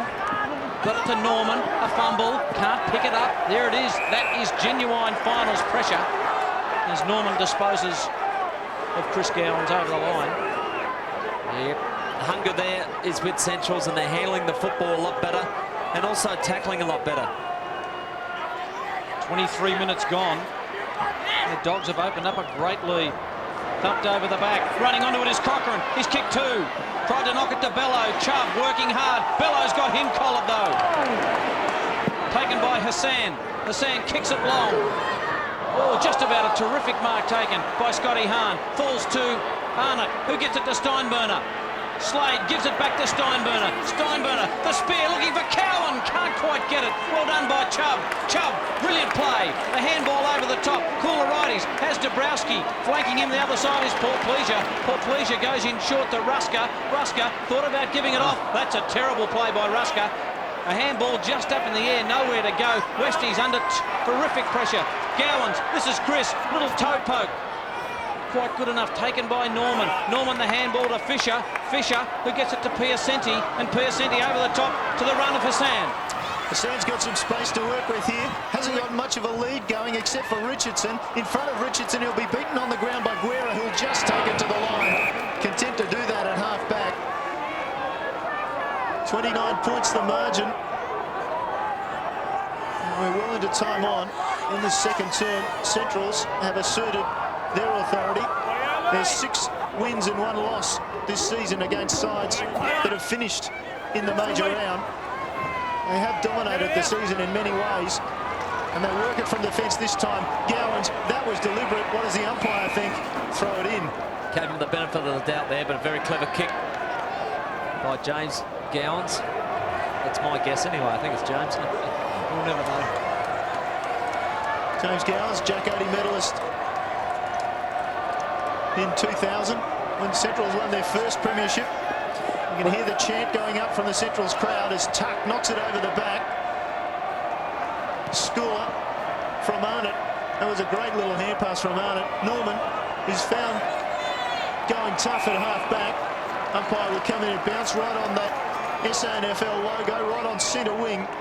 Neil, a change been made. Ed Richardson removed from the ground. Dabrowski's gone to centre half forward and Marsh back in the ruck. Ed Richardson, perhaps a little overhyped for this game. The captain. Schooler couldn't touch it. Tuck surrounded. Hand pass out of there somehow. Guerra overran it. Hopwood, body behind the ball. Took everything and the ball as well. Guerra out wide. He's got Slade. Slade in a bit of space. Gathers. Cochrane short. That's the way he goes. Inboard, James Gowans calls for it. He goes longer than that. Donaldson comes and tries to meet it and does it well. Yeah, great mark in the back pocket there, but this is where they've got to be able to break, switch, create something. Well, Donaldson goes for Big Ben Marsh. He's in trouble now. The ball's on the ground. Marsh takes possession. Got a kind bounce. Chubb was quite brilliant with that take. Now Marsh out on the wing. He's got a player, but he can't get it to him. Great pressure. Surrounded. James Gowans inside 50. Goes for goal. Donaldson. Touched and post. Definitely a minor score. Tell you what, Neil, they have more time now. This is great effort. Donaldson just getting a hand to it, hitting the post. Goal up by Cam, working beautifully there, but they had the numbers against Centrals to run that up and perhaps get another goal just before half-time. Koularides wanted to go back to Miles, but he's going to have to come back and take the kick. Now the umpire's saying there's a blood rule, and Paul Koularides with a bit of blood on the leg, you'd suggest. So we'll have a bit of a... I hope so, because you can't see any on that picture of his face. So it's down there on the knee.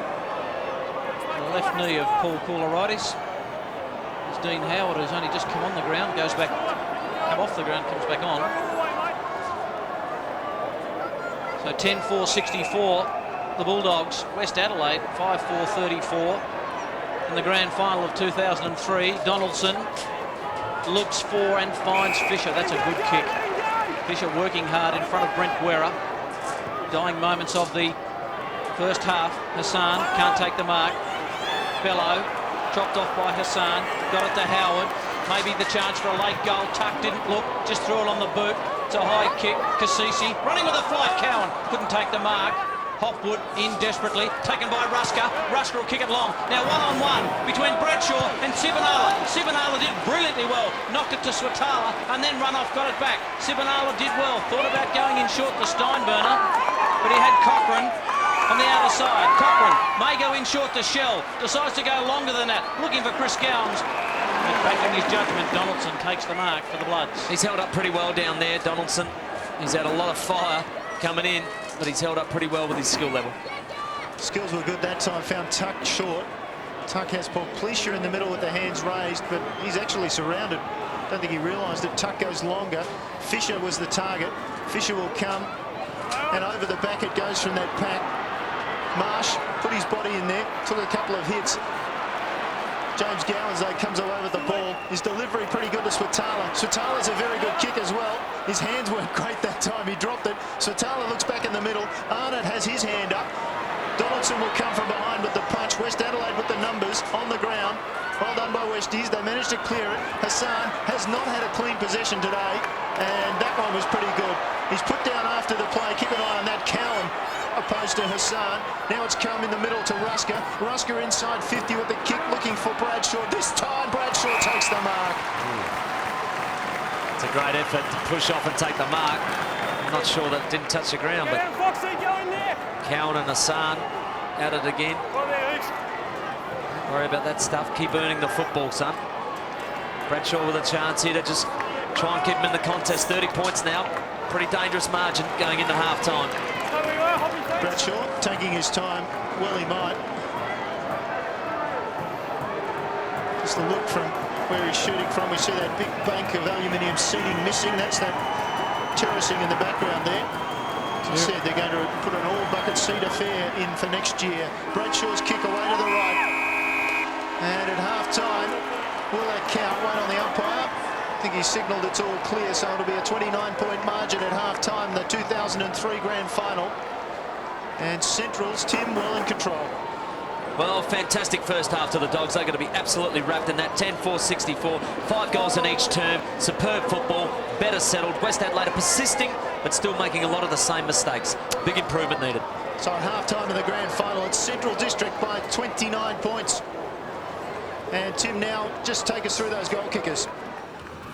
And in the first half, we see Centrals with goal kickers Cochrane and Chris Gowans, 2 apiece. Singles to Shell, Gowans, James Type, Steinburner, Sansbury and Guira. And for West Adelaide, 2 to Bradshaw and singles to Howard, Fisher and Dabrowski. Yes, lots of options, aren't there, for Centrals? So we look at overall stats, and of course, as you'd expect, they're pretty much leading everything, although surprisingly, the hit-out's pretty even.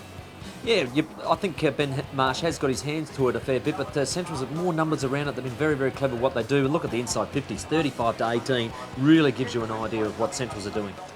We'll see the sides. West Adelaide back on the ground now. Certainly in that first half, they were second to the ball, first to the fight.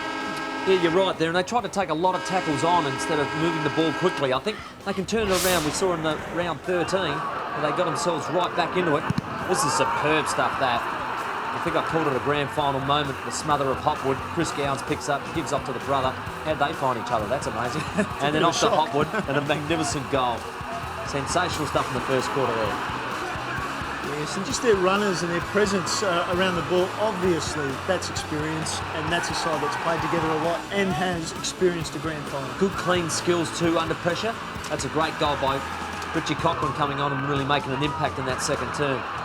That's been the difference for mine. Good clean skills. This is a great goal by Bradshaw on a one-on-one with Sibanala, who didn't do too bad on Bradshaw in that first half. Daniel Bradshaw, one of the few standouts, but again, he hasn't had a lot of opportunities. I've been impressed with Fisher across half forward. Like we said, he's got great hands. He's there, but both him and up forward Bradshaw, not a lot of opportunities. And this, to me, was one of the most easiest grand final goals I've ever seen, and very undisciplined that could occur. Yeah, Brent Guerra, and as we said, hasn't got a place anymore at Port Adelaide, it seems, and you would think he would be a trade topic. Yeah, a bit of a tragedy for mine. I really like him as a player. I think it's fantastic. He's hard at it. Beautiful skill level, and it's going to be sad to see him go. He's played something like 65 games for Port Adelaide, a lot of them off the bench in the AFL. But he's certainly shown his quality when he's played for Central District, and I know he was very keen to play this afternoon for the Bulldogs. Really enjoys his time at Central District, and to get another flag under his belt, if they can turn it on in the second half as well, it's going to be fantastic for him. Well, Mark Soderstrom, Andrew Rogers, what can they do, West Adelaide? Well, I think, as Andrew mentioned before, Sean Wren just has to release them and let them run, take some risks, and a couple of occasions this year we saw them do that, Andrew, where with their confidence, because they have played such an attacking brand of football, still maintaining their discipline, that is when they've really performed, and that's what they've got to do. I think Tim touched it as well. They have moved the ball very slowly through the midfield, enable the Central District defenders to work back in numbers. They need to take some risks through the midfield, move it quickly, allowing Darren Bradshaw to get one-on-one contests. With Brian Arata going off also, they have created a mismatch in their forward line. So, look, if they can get someone free down there and get a mismatch, maybe throw Ben Marsh forward, just to someone that can maybe add a kick and winning score. Thanks for that, boys.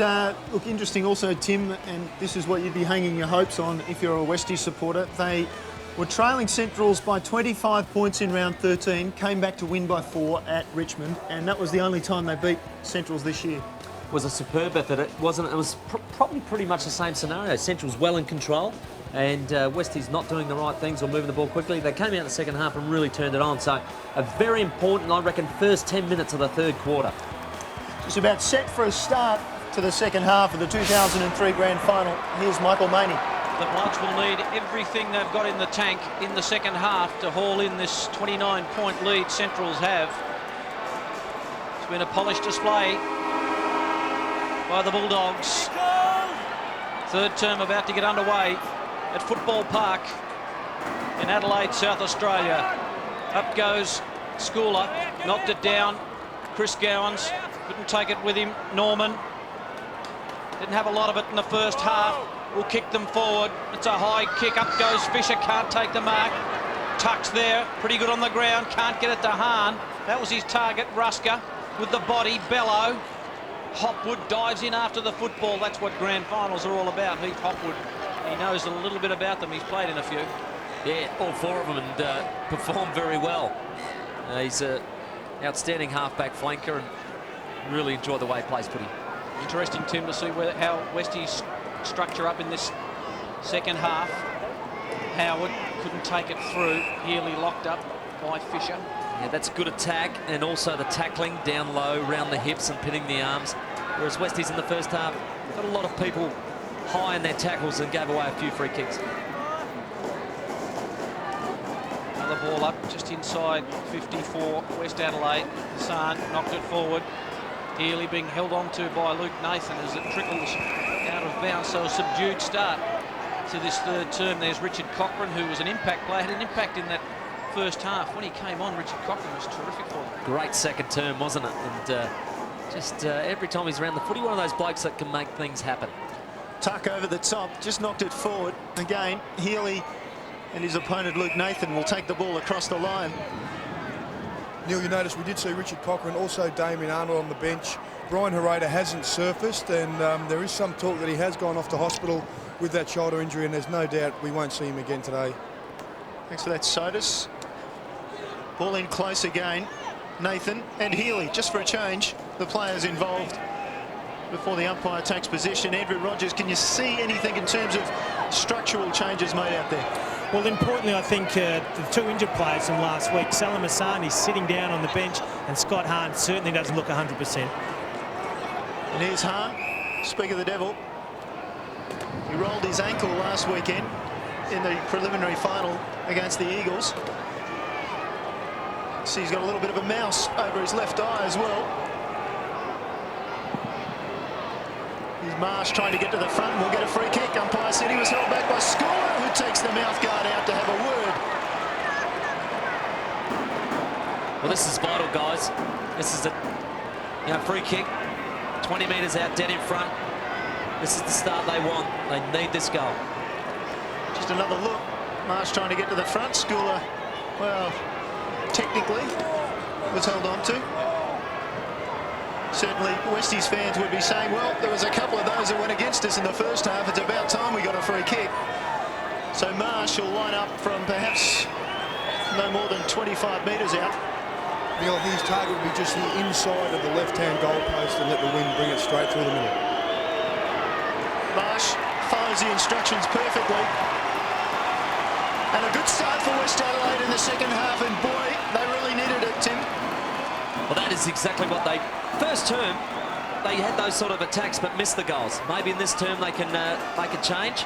They got the opportunity, and now they can really settle down and get a goal. Have a look at this. Beautiful kick. Top ball getters in the first half for the Doggies. James Gowans had 20, Matthew Slade 14, Chris Gowans 13, Heath Hopwood 11. For the Bloods, David Piacenti 10, 9 each to Luke Donaldson, Brad Dabrowski and Dean Howard. Thanks, Ian Mogridge. He's a clinical finisher as Ben Marsh. Free kick will go to Centrals out of that contest in the centre. And it'll go to Gowans. Take it out of the centre. Chris Gowans, long kick. looking for Shell. Big pack of players. Chubb couldn't take the mark. Poor Pleasure. Jammed it on the boot. Well done. Got it to Piacenti. Piacenti will look for Tuck. Guerra will also fly. Tuck! It's a lovely grab for the mark of the grand final so far by Shane Tuck.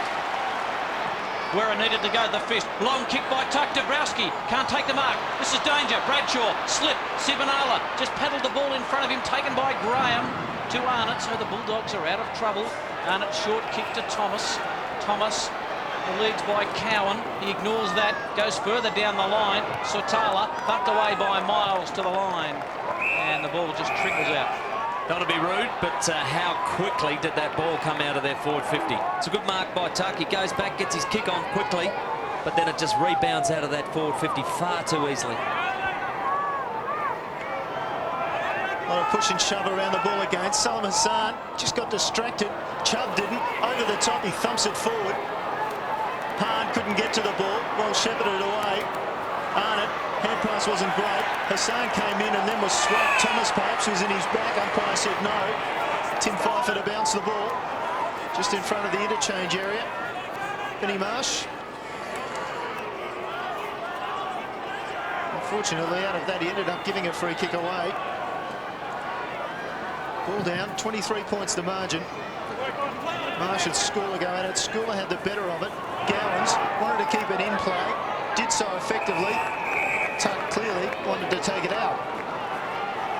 Got to keep persisting here, West Adelaide. Need to get goals on the board. That's a throw. Just about claim that, couldn't you? He was being tackled. Ball back in. Marsh just thumps it down. Hopwood. Hahn got him. Late Hopwood in tackle. trouble. Gone. Surely. No. Play on. Luke Nathan now under the ball. And behind play just to the right. Heath Hopwood slow to get up. And he was thumped into the turf by Hahn. Holding jaw or whatever. Just a change down there, so does too, Hassan. Yeah, he's come off. He was itching to get off the ground, actually standing on the line there, telling the runner to hurry up. Kulara's come on and Hassan sprinted down the change room. I'd expect, Neil, it could be a toilet break. Oh, that's been called a throw. And really, yeah, I hate to highlight it, but there are a couple of decisions by the umpires today that have really left you wondering whether or not that was a throw. There was certainly one in the forward pocket in the previous quarter. Salam Hassan going down for treatment or otherwise. Still wait. Arnott kicks forward looking for Shell, but Chubb just puts that big frame in the middle and takes the mark. Chris Chubb, long kick. Not a good one in the end. Bradshaw just leads his man Hahn for one of his rare touches. Looked it toward the forward 50. Dabrowski just bounced off one. Below the knees, Bradshaw not good. Tuck. Oh, that's a great handball. Colorades has a man in the square. Does he go to him? No, it might bounce through. Westies, they got the first two. Did he pass that or what did he do? I think he did, but it doesn't matter. It's a goal. Well, that's an important one, isn't it? The Colorades. Absolute beauty. Very important, wasn't it? Great bounce there on goal up by Cam, but I actually think he did want to pass that over. And the kick came off the inside of the boot. It was a bit untidy, but it's turned out to be a goal. And fantastic for West Adelaide. They're back in the contest because they've worked hard and persisted, but got it inside 50 quickly. I didn't like the look of Bradshaw coming up to half forward here. Stay deep, mate. Doesn't like it up around the wing, I don't reckon. No, I didn't like the look of Scott Hahn either. He is definitely dragging with an ankle injury. Ball forward again for Westies. Guerra couldn't take it. Taken off the ball.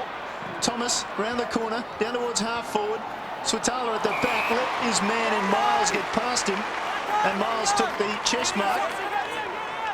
West Adelaide, little bit of confidence, trying to ride that wave. Miles down towards half forward, awful looking kick. Graham, one hand on the ball, rode by Piacenti, brilliant head pass. Hahn tries to break the tackle, hand passed it away. Hopwood, Steinburner working in a confined space was quite brilliant. Guerra wanted the left foot long. Bello opposed to Miles. Bello gets it to ground. Koulouradis, Cassisi knows he's in trouble. Miles go to the line. Steinburner wasn't taken over according to the boundary umpire. Flicks out a hand pass to Bello. Running forward of the play, he's got a couple of players. Opts to go the very long option. Back towards Rutten. He'll be flanked by Sainsbury. Rutten doing well, but not well enough. Sainsbury got a boot to the ball. Crucial goal. And Sainsbury goes back and tells Luke Donaldson all about it. Oh, it's a superb goal. He has made something out of nothing there, and that's what makes him such an exciting player, because the kick by Bello really did favour West Adelaide. Big Benny Rutten trying to hold the little fella away, but he just went to ground. He's got to keep his feet in that situation and try and knock the little fella off the ball, but he kept his feet, Sainsbury. You watch him just here, gets a boot to it. Brilliant piece of work, and that was a very important goal for Centrals. Well, we made another change there, Michael. He's taken Swatala off, put Cochrane into the forward line just to try and score another couple of quick ones like he did in that first half. Thanks, Sodas. Tuck tries to pump West Adelaide into attack. He does. Bradshaw v. Sibanala. Bradshaw took the mark. What a mark by Bradshaw. Stood his ground. And that's his trademark, strength. One-on-one, he'll always probably win this contest. I thought he was going to get killed here. Quentin Graham coming across the front. I thought it was going to smash into him, but gee, he held his ground and kept his eye on that footy, didn't he? He's hurt his neck there too. Darren Bradshaw. Well, West Adelaide to answer the challenge. There's the reverse angle shot. Bradshaw from 20. No problem. The spearhead gets his third. And West Adelaide showing some good signs in this third term, Tim. Yeah, they are, and they've got a bit of momentum going with them 10 minutes into the third term, but they've got to string a few together now without Centrals getting any. That's going to be the difference. They want to try and get back within 2 goals. Will probably be a good target at three-quarter time, because they've got a pretty good uphill battle here, but Centrals, on the other hand, are pretty cool still when they get the football. They're still creating a lot of movement, a lot of run. This little Hassan there, obviously getting some treatment in between, trying to keep ready, so it can be an option to come back on. It's like he's heading up now. Ruska, who's known for his pace, that time ran himself into trouble. Hahn off the left foot. Oh, Dabrowski might be favoured by the kick. Umpire says play on. Bradshaw pushed his man out of the way. 2 players in the goal square for Westies asking for the ball. Bradshaw can't get clean possession. Will get a bounce down. Well done though, Bradshaw. 3-1. And he kept the ball in the area, forces a bounce. Maybe another opportunity at goal. Hassan just loosening up now, doing some running, it looked like. Some the confines of the change rooms here at Football Park. Ball down, and we'll get another bounce down. Or will we? Umpire still calling play on. Smuggled out the back by Marsh, then had an airy. Hopwood, hand pass forward. Guerra finally on the end of it. Dummies to kick and then does kick. Long in the direction of Chris Gowans, will come from behind. Oh, nice mark, Chris Gowans. Infield, he comes with the pass, looking for Sippen, or rather Shell. Don't think he's touched the ball today, Daniel Shell. Infield, Steinburner. Steinburner with a bit of space to move. Gets around Tuck, puts down the head and decides to run. Steinburner from 55, the stab pass was great to Cowan, who dropped it. Made it hard for himself and kicked it behind, and would probably want to kick his own behind for missing that mark. Can you see this, the class and the style of Centrals with Guerra, beautiful skills. Hassan coming back onto the ground in the moment. Good mark by Chris Gowans. Beautiful work by Steinburner, who runs the lines. Hit the pass beautifully, but Cowan let himself down and his teammates by dropping that mark. Central's in the 6th grand final, but this is the first time they've kicked more than 10 goals in one of them. Thanks, Moggy. Gassisi, long for Marsh. Needs to take the mark. Arnold provided the pressure. Steinburner just hacked it off the ground for pleasure. Took a good mark in front of Cochrane. This is where, Michael, the quick playing on at all costs Westies have to do. They go back and they crib back on their mark all the time. Kick up the line and sometimes turn it over. Coughed it up to Bello. He goes in short, finds Gowans. Gowans has got his brother Chris. And Chubb can't quite close him down, but holds on to him. Good play by Chris Chubb. Just holds him up. And Chris Gowans, who's kicked a couple of goals so far today. The leading possession winner, going through the minor round. He averages 21 possessions, short kick, and finds James. Now, you'd think that'd have to be on if you're a defender. They go to each other so often. There's a fair chance, isn't there? And you want to cover off you know, all options, but especially his brother. Number one priority, you would think. James Gowans. We saw Sam Fisher kick a goal from right on 50 in the second term, and you would think James Gowans from 40, similar angle, should be able to do the same. 24 possessions today for James, 17 for Chris. He's kicked 39 goals, including one in this term, as Steinburner comes off the ground. Swatala back on. James Gowans for their 12th has just hooked it to the left and never ever looked comfortable about taking the kick, Tim. Body language. He was definitely looking to give off, wasn't he? And just knew it was a difficult pocket to kick it from, but in the end, should have had a real concentrated go at it, because he nearly nailed that. Boys, just down here on ground level, Scott Hahn's gone down to the change rooms with the doctor. We know he did get an injection at half-time of last week's game. Perhaps they might go for the same thing today. Kasisi brings the ball in. Bello showed courage, brought the ball to ground for Centrals. Now he's got possession. Hand pass out for Cochrane. Cochrane looked infield quickly. Norman will come from behind, and so will Tuck. In the end, it was taken by Chubb. 40-metre hand pass. Should have kicked it, perhaps, but it was effective in some ways. It got the ball into the centre square. Now they break forward. Here's Hassan. His pace is probably not what it was, but his kicking wasn't too bad. And well done by Sibanela, who got behind, got to the front, and in the end took a good strong mark in front of Bradshaw. That was brilliant in the end. I thought Bradshaw had him, and then he snuck around the front and took the chest mark himself. Very good, because that's a real momentum breaker for the West Adelaide side. Hopwood receives a short pass. In the premiership years of 2000 and 2001, he was their best and fairest player. Wasn't too bad last year. Didn't win the best and fairest, and Centrals didn't win the premiership. Healy goes short. Guerra. Outside flank by Hayes, a left footer. See and a the big run? kick. Hayes kick, looking for Sainsbury. Should take it on the chest and does.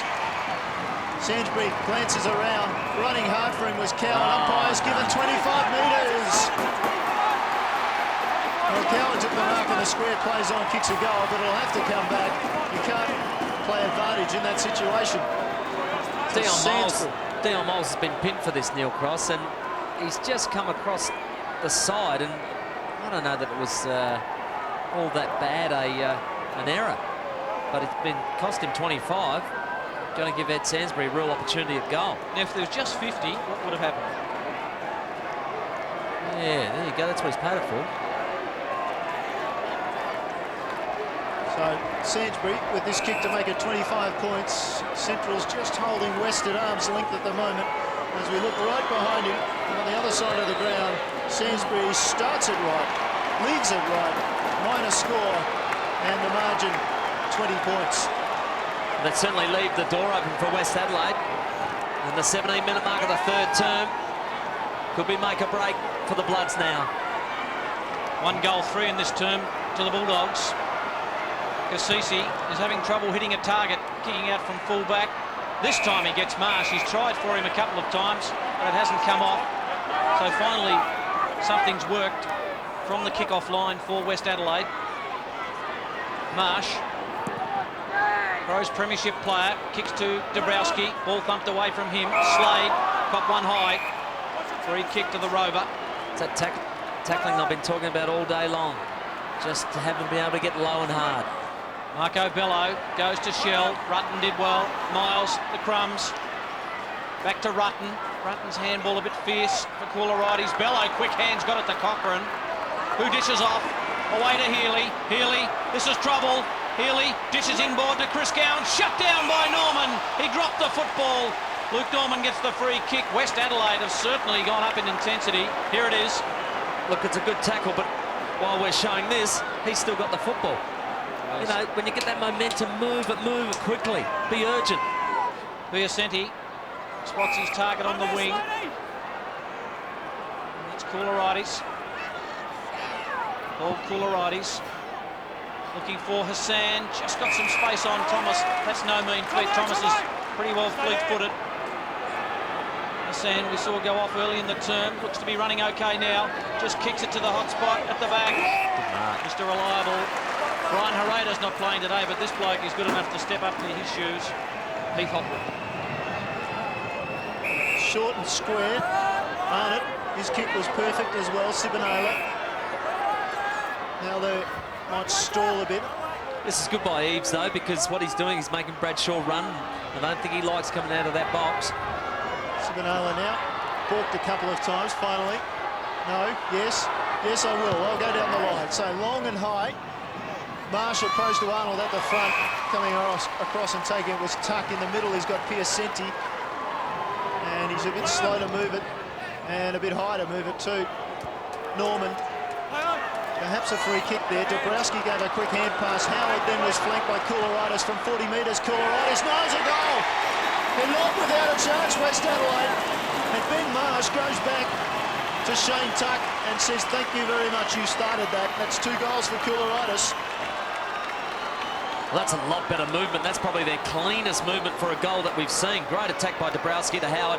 Good give. Koularitis on the run. Plenty of time to line it up and nail it. And they needed to get that goal. We're into the 20-minute mark now of the third term in a grand final, 2003 grand final, and that's a great effort to get them back within 14 points. 4 goals to 1 in this term by West Adelaide. Marsh knocked it down. Here comes Howard. Caught high. Free kick. That's good centre break for him. The Bloods are on a roll. Long kick. Looking for Dabrowski. It might just carry him. All done. Good Centrals hands. get out of there. Chris Gowans to Arnott. The last thing West Adelaide need is for Centrals to get another goal. Good kick by Arnott. Good lead by Shell.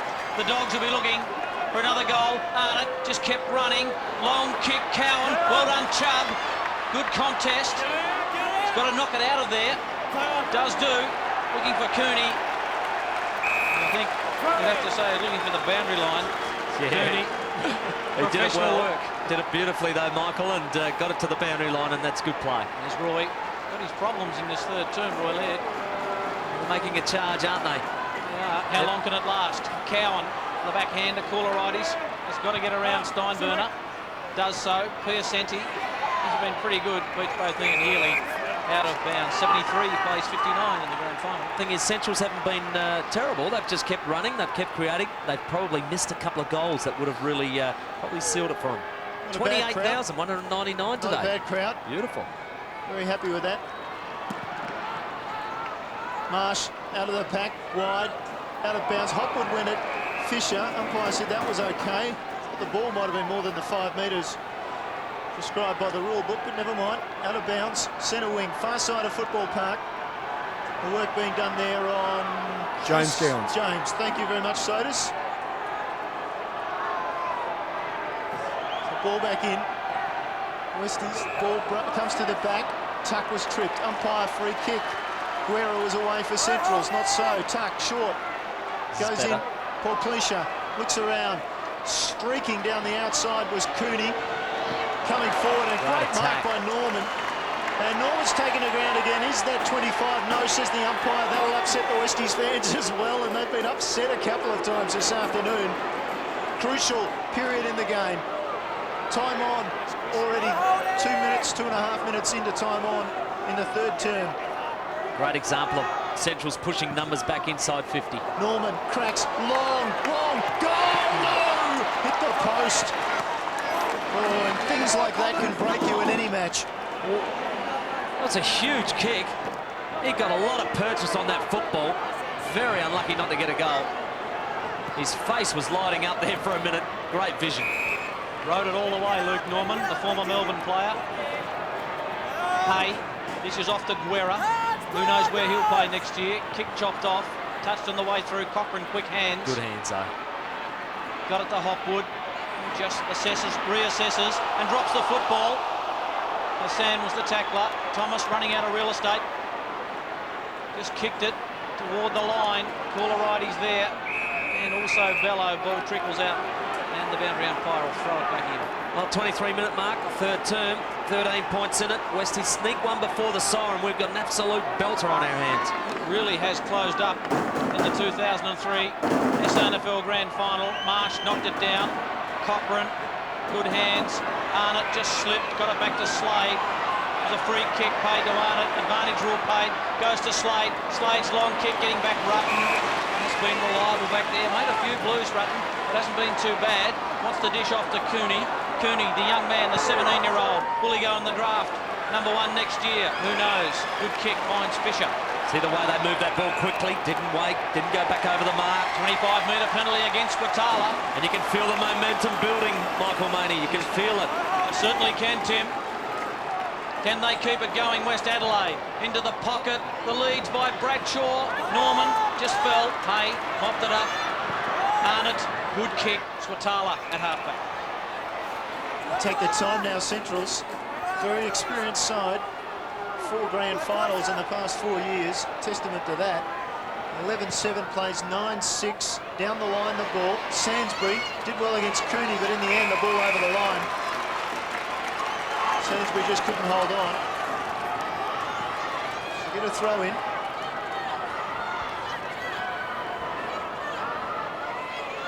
Marsh, and Tuck comes in and thumps it 30 metres towards his attacking goal. Guerra, clean, taken, dropped, no, he's away. Guerra, inside 50 with a kick. Overrun by all players except Sainsbury, picks it up, goal coming up. Ed Sainsbury, too quick, too smart. And he just gets that breathing space again for Centrals. 3 for Sainsbury this afternoon. You just about have to say that that's the one that keeps them enough distance away to win a grand final, because at the 25.5-minute mark, that is so vital. Guerra, brilliant. I just don't think you can let a bloke like that break through 3 tackles in a grand final. It's created a goal. Brent Guerra is so skillful in damaging play when he gets hold of it. And just into space, and beautiful work by Sainsbury running in, kicking the goal. Touch of arrogance too by Sainsbury, just showing a glimpse of the football to Adam Cooney. Sometimes those things can come back and bite you right where it hurts. Taken by Slade. Out of the centre. Steinburner. Good mark. Under pressure, gave it off to Arnold. Just goes to ground, back to Steinburner. No pressure on there. Plenty of pace though from Steinburner. Loads up a long kick, looking for Sainsbury again. Always leading them a merry dance down there, Ed Sainsbury, and showing Cooney exactly how it needs to be done. Yeah, I'm not sure that that's a great matchup, but Sainsbury's certainly running high on confidence now and took that mark well. Ed Sainsbury's kicked the only 2 goals in this 3rd term for Centrals. Willie kicked 3 for the term. As he does. A long way back now for West Adelaide. They've done all the hard work and just took the foot off the pedal in the last 5 or 6 minutes. As we said, that momentum was building. They were 17 points down, looking pretty good. Just a couple of, I suppose, poor tackles and letting some people get through. Centrals, as I said, they haven't stopped running. Blokes like Steinburner just keep running and giving off and running again, and you know, they break over the top of lines, and they're such a dangerous outfit that when they go inside 50, it looks like they're going to kick a goal. Sainsbury just 19 years of age and just in his 15th game. Good performance. May come under the eye of AFL scouts as Arnott from the middle, shallow in the middle of the pack. And bad signs there for Chris Chubb cramping up. Have Westies run their race. Well, they're down by 25 points, and Daniel Shell has some chance kicking a goal. He's going to kick from about 55 metres. A lot of shoving and blocking, and we'll get a 50-metre penalty. It's down in the goals, and it will be against Westies for holding. And Ben Marsh was the player who was penalised for Tim Pfeiffer, who was warned and warning the players. And in the end, James Gowans will get a free kick for holding. 31 points the margin after this kick. And you would think that's enough to get Centrals home. Still a quarter to play, of course, but undone all that good work. At the 22-minute mark, they trailed by just 13 points Westies, as we see here. And all the time, umpire Pfeiffer was saying, leave him go, leave him go. That's the sort of stuff in grand finals that you just can't afford. You just can't afford. I know it's probably pretty ticky touchwood, but don't give them any opportunity. And who's to say that, you know, the goal wouldn't have been kicked by Shell anyway, but just don't give them a chance. Second goal to James Gowans as it goes out to 31 points. Knocked forward by Howard. Swatala, the Dogs with all the answers for pleasure. Leading in the race for the ball, Swatala closing him down. Toe poke by for pleasure. Oh, that's commitment. In goes Hopwood. His commitment never denied, just hurled himself forward. But the ball didn't run its race, will be thrown back in. But that's the difference, isn't it? That's the sort of commitment. You look at that. That's just superb stuff. Straight to his feet. Wants to get on with the game. Play on. Nothing but eyes for the footy. Marsh beautifully down to Paul Pleasure. The target's Bradshaw. Can't quite hold on, Bradshaw. Couldn't quite get there. Maybe just got a fingernail on it. Boundary throw. Need to get a goal here, West Adelaide. They really did do a lot of hard work in this third term, but Central's just with their poise managed to settle things down with a couple of quick goals. I think they've spent a few petrol tickets getting there too. Yep. Marsh. Hassan tapped it to his own advantage. We know he's clever. Good tackle. In goes Fisher. A wall of Bulldogs. The tackling is fierce. They're on top of their game at the moment, the Bulldogs. Absolutely giving nothing away at the moment, the Dogs. They know it's hot. They know there's a grand final to win here. Three-quarter time in the grand final. Central District 14-7-91. West Adelaide 9-6-60. Well, we saw a fantastic third term, didn't we? I mean, it was a great commitment by West Adelaide to trying to get themselves back into the contest. They got within 17 points and really had some momentum building. But Central Districts, with their continued run off a half-back and their poise inside 50, nailed a couple of quick goals and really have steadied the ship at 31 points at three-quarter time. Just look at them coming off the ground. Gee, they'd be disappointed, Westies. They really had a chance there. But look, it was 13 points at the 22-minute mark and 3 goals in time on from Centrals, and it's a 31-point margin at three-quarter time. Yeah, lost the quarter by a point in the end. Sainsbury with a few goals there has taken his tally up to 4, 2 each to Cochrane, Chris and James Gowans, singles to Shell, Steinburner and Guerra. And for West Adelaide, 3 to Bradshaw, 2 to Koularitis, and singles to Howard, Fisher, Dabrowski and Marsh. And through those stats, and still an impressive list of inside 50s, 47 to 30. And very good inside 52. They keep lots of space open, kick to space so players can run into it and take marks. And David Piacetti, one of the standout players during the season for West Adelaide. He's been good this afternoon and he's played 36 games for West Adelaide after coming across from Sale in Victoria.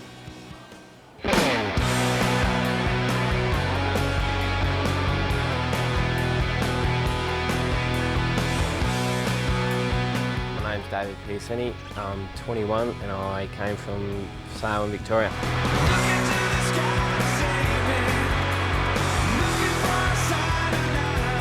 I play on the wing and I like that it's in close and you sort of in amongst it really. I like doing all the 1%ers, tackling, getting in amongst it, sort of bumping a few blokes and yeah, just the rough sort of stuff.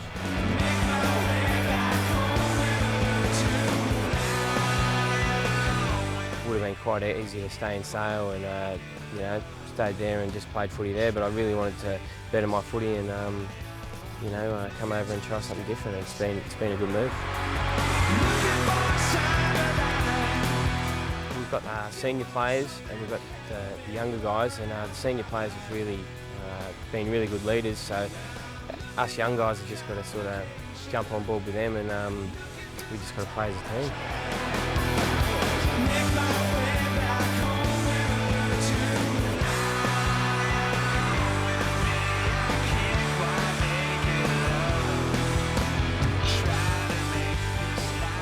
David Piacetti started all right, didn't he? And he's collected 13 possessions, 7 kicks and 6 handballs this afternoon, but really, like a lot of those midfield players, hasn't had a great impact.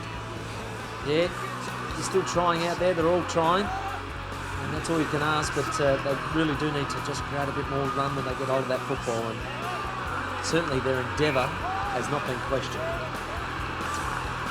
And there he is in the middle of that group of players, including Ed Richardson there with a little goatee, and Ben Marsh behind as well. And they'll really need to stand up in this last quarter. And gee, they have the job in front of them, and it's a tough challenge for a first-year coach to be 31 points down at three-quarter time in the grand final. Again, it gets back to getting the first 2 goals. I mean, that's what builds momentum, stringing goals together, and they couldn't quite do it in that third term. They'd get a couple, and then Centrals with their poise would get another one and just settle the whole ship down again. And Andrew Rogers down on the boundary. What have you been able to glean from the huddle? Sean Wren was very positive when he first came out. He pointed straight to the Central District's huddle. They had 4 or 5 players getting rubs. He pointed out to his players that they have got the leg power to get back into this game this last quarter.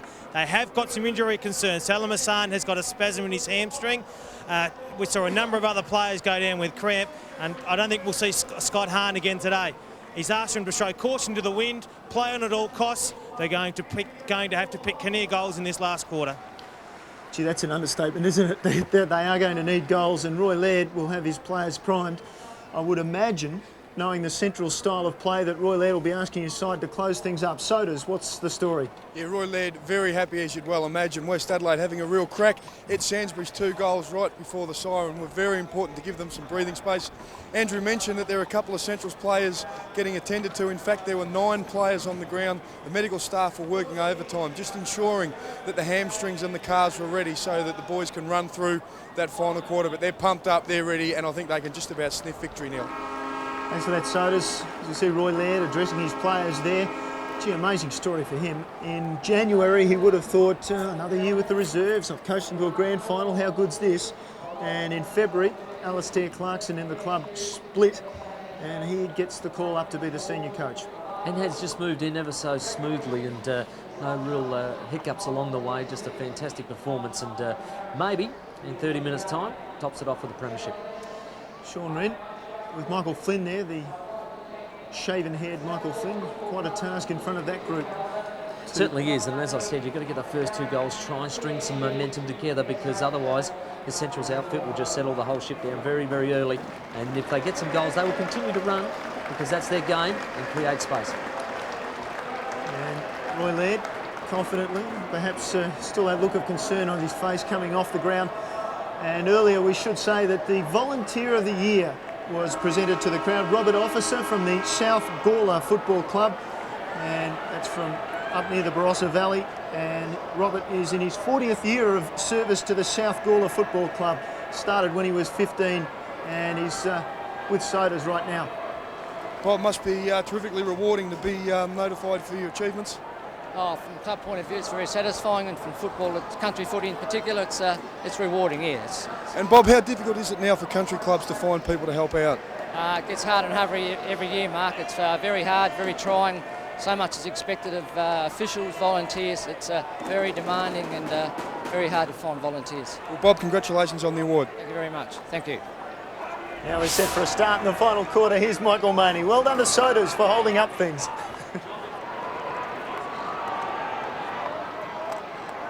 District in their 5th grand final, 2 wins, 3 losses at a 40% rate. They're looking to bump that up to 50. Final term underway in the grand final of 2003. First goal important. Arnott out of there. Bello slung to the ground, and the umpire comes in and will bounce. The last thing West Adelaide want is for Centrals to shut this game down. They need to keep it flowing, move it on quickly, as Sean Wren said, play on at all costs. They could get themselves back into the game. Free kick, it'll go to West Adelaide, go to Marsh. Advantage rule paid, Cassisi. Long kick, just out to a flock of seagulls, taken by Bradshaw. Tries to turn Sibinala around, he does.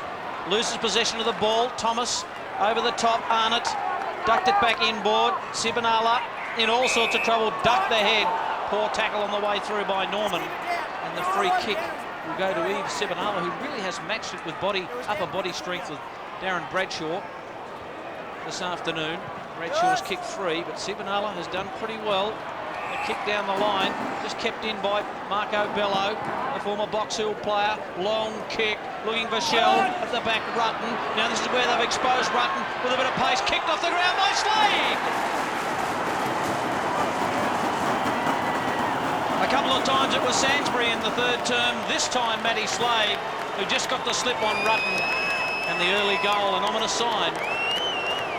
Yeah, no upset this year, not for the Dogs. They are red hot determined. That is just commitment personified. I want it more than you, and I'm going to force myself through this pack and kick this goal. Brilliant start. It's exactly what they would have wanted. Makes it very difficult for the West Adelaide Footy Club from here. Matthew Slade, 9 kicks, 9 handballs. Only the Twins have had more possessions. Margin now 37 points. The Dogs have only 2 premierships in their club history. And they're about to have a third, you'd think. Arnott breaking from the middle, long kick looking for Scholl. Chubb was brave coming back. Cowan, his direct opponent, roved it off the outside of his boot. Didn't quite get it where he wanted it. Chubb, Hassan, then thrown onto the winger post to Healy in this final quarter. Backs up, then goes underground. Guerra was too good, read that too well. Gave it up though, and high tackle on Hassan. Play on. Tuck down to half forward with a long kick from behind. Graham couldn't take it. Now Thomas decided to just walk over the boundary line in the end. New opponent for Sainsbury, Ed Richardson. Cooney moved up forward. It's probably a better idea, and I guess they need to get some goals. I don't know if Ed Richardson's going to be able to run with him though. Ball back in. Perhaps that's a matchup that's been engineered by Centrals rather than West Adelaide. Well, you'd fix it up pretty quickly if you didn't want it to be like that. I'm not sure that I would like it to be like that. Just see the Gowans boys going at it again. Piacenti pushing off Marco Bello. He'll wait for the bounce eventually. Richard Fox will thump it into the turf. A couple of Westies players just knock it straight to Gowans, and then gets the ball out to centre wing. James Gowans in hard, and Steinburner holding the ball in. Cece standing up calling for a kick, but umpire would prefer to bounce it. That's what he's going to do. Roy Laird and the Central District coaching staff would be, you would think, as comfortable as you could possibly be in a grand final at the moment. Koularitis, Hassan put his body in, came off second best. Hopwood, very strong body, took the ball over the line. Neil, interesting to see these stoppages that the Gowans boys are keeping an eye on. Shane Tuck just not allowing him to be the second jumper. All picked up sodas. Healy, Piacenti. Yeah, watching that too, I was thinking to myself, well, now they know Tuck's going to be the third jumper. We'll go and get somebody else to do it. Nominate somebody else quickly. Good call by coach in waiting, Tim Ginniver. Miles tries to crash through. He hasn't given up the ghost Dion Miles, that's for sure. And Gowans and Marsh just a bit of a chat to each other. Well, nobody's questioned Wesley's commitment today. They certainly have shown great endeavour. To come back after they looked dead and buried in that first half, early part of the third term. Marco Bello. Bounce just beats a couple. Over the back, Richardson about to be shut down by Steinburner to Miles, who just composes himself in time. His kick finds Koularitis at half back. Koularitis has got Howard right in the centre square. That's a good kick as well. Howard looks to Bradshaw on the lead. That's a spear. And Darren Bradshaw takes the mark out in front of Sibanala, and not a defender in the SANFL would have been able to stop that movement. It's an absolute beautiful pass, wasn't it? Absolute beauty. Lace out. Bradshaw. Reverse angle. Good looking kick. I think he steered it home, has he? Just away. Well, if they're going to have any chance at all, that one had to go through. Yes. Every goal counts now for West Adelaide.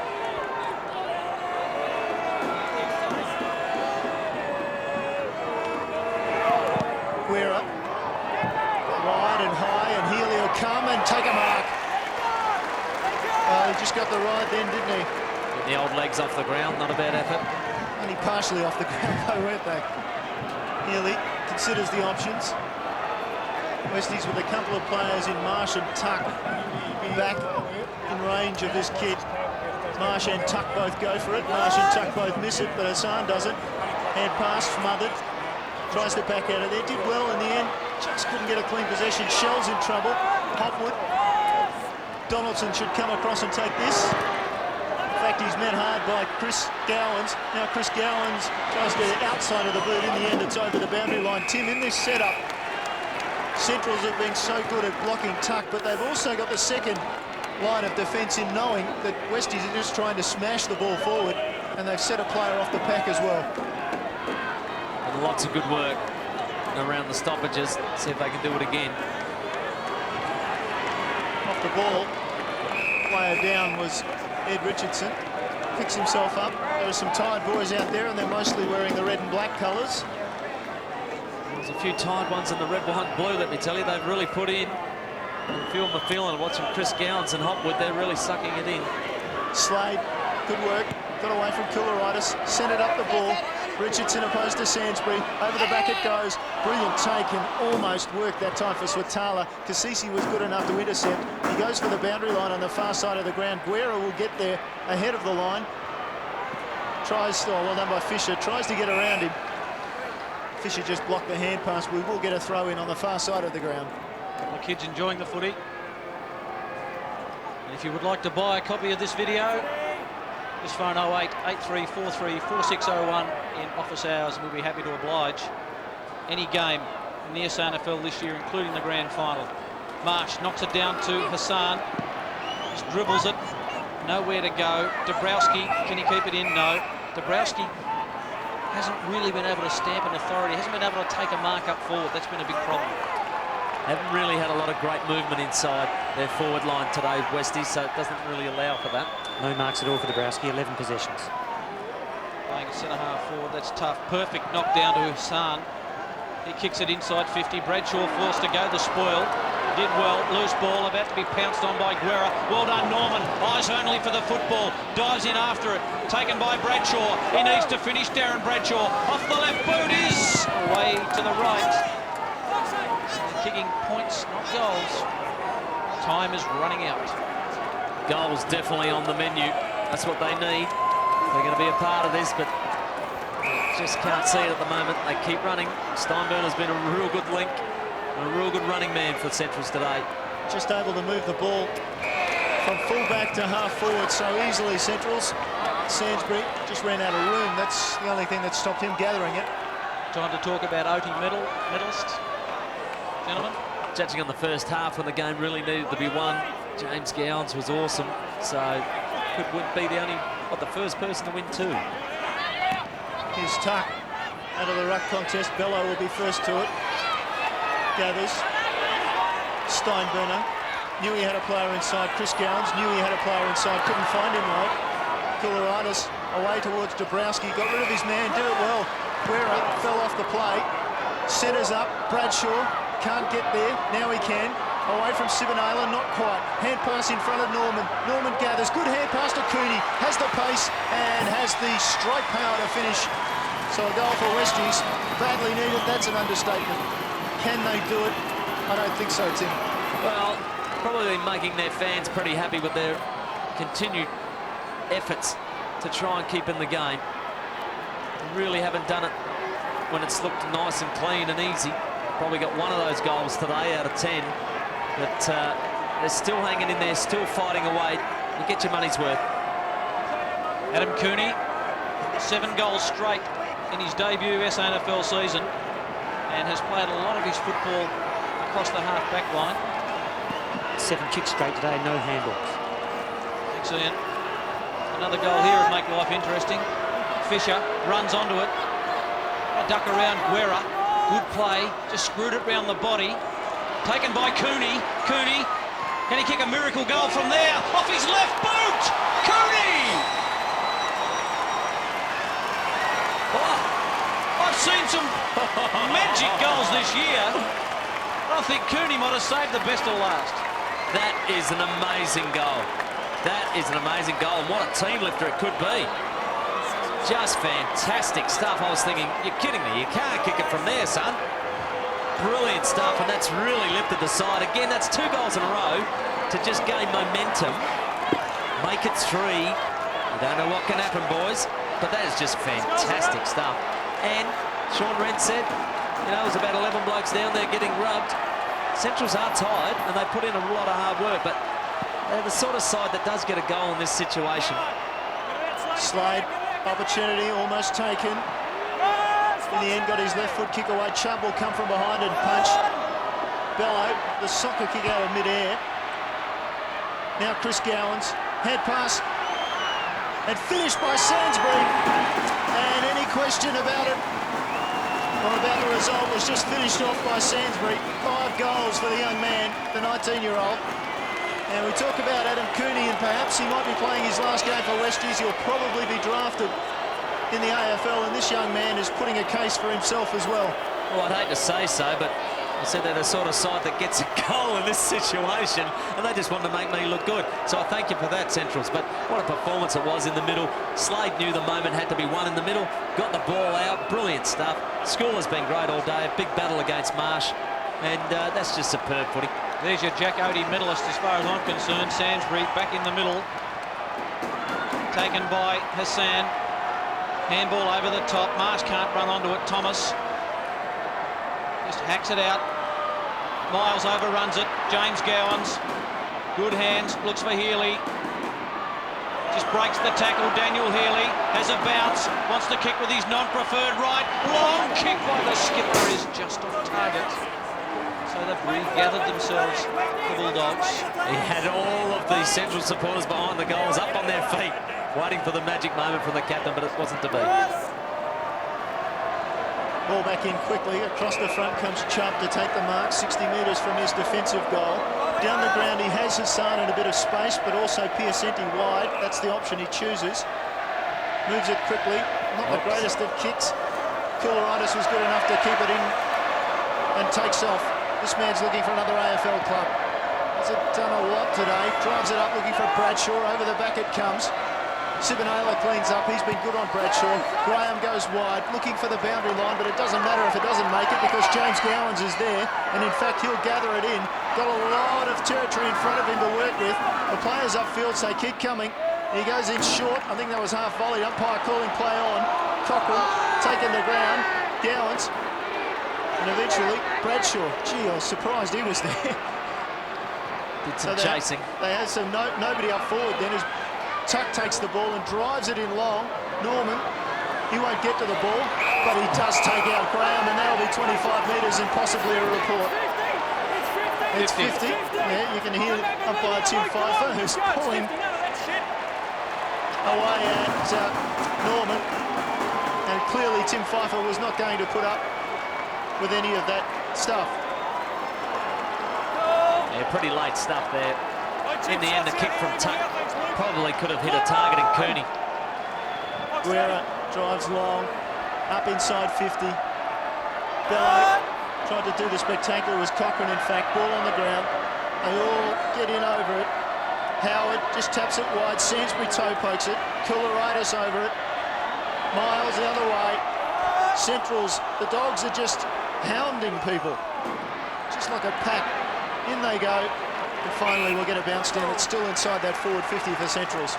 Well, if they do a review of this game, West Adelaide, they can watch the way Centrals have tackled, and especially in their forward line. They have not been able to get that out of there too easily without a lot of pressure on.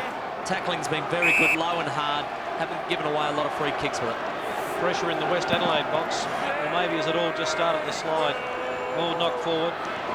Cassisi, kick, out of bounds on the full.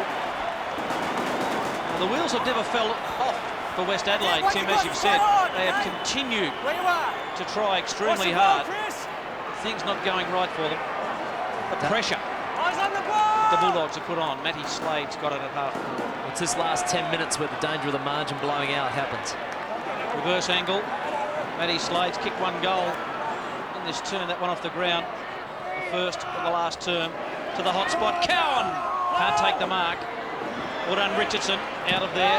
Fisher. His kick will be chopped off by Arnott. Got them queuing up at a half forward. Short kick, the 50-50 contest. Guerra good enough to get it back and held it. And the umpire Fox, in his first grand final, full bounce. 30 points the difference at the 16-minute mark. You would think that the Dogs will win another grand final. They've won 2 in their history. They were back-to-back. James Gowans, the handball forward. Slade knocked it down. Bello. Slade back in again. Big pack of players. Tuck, who's tried his heart out. Nathan, haven't seen too much of him today. Marsh Just scrubby kick, didn't go 15.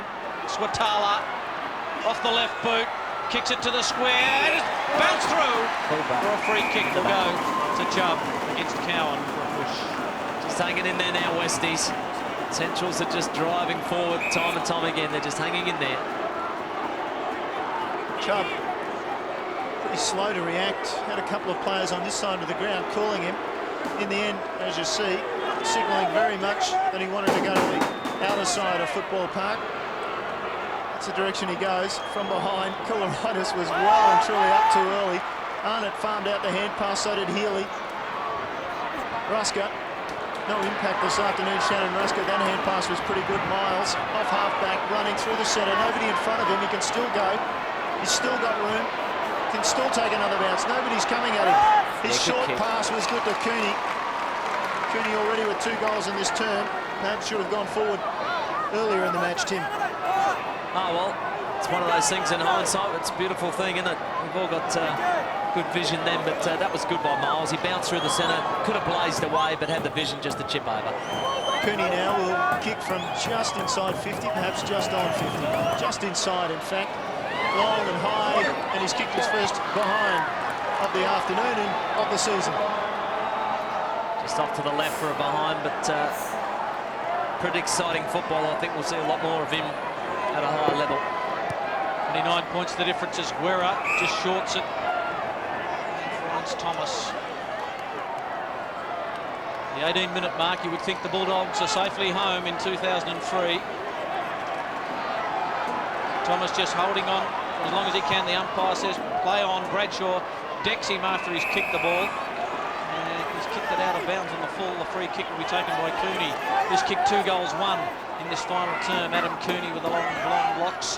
Goes in short to Dabrowski for just his second mark of the afternoon. Dabrowski in short to Norman. Did enough. Got around Graham. Take a clever mark. Luke Norman needs to go back and pump it through. Get it back to the centre if West Adelaide are going to seriously threaten again in this grand final. But he's taking his time, Luke Norman.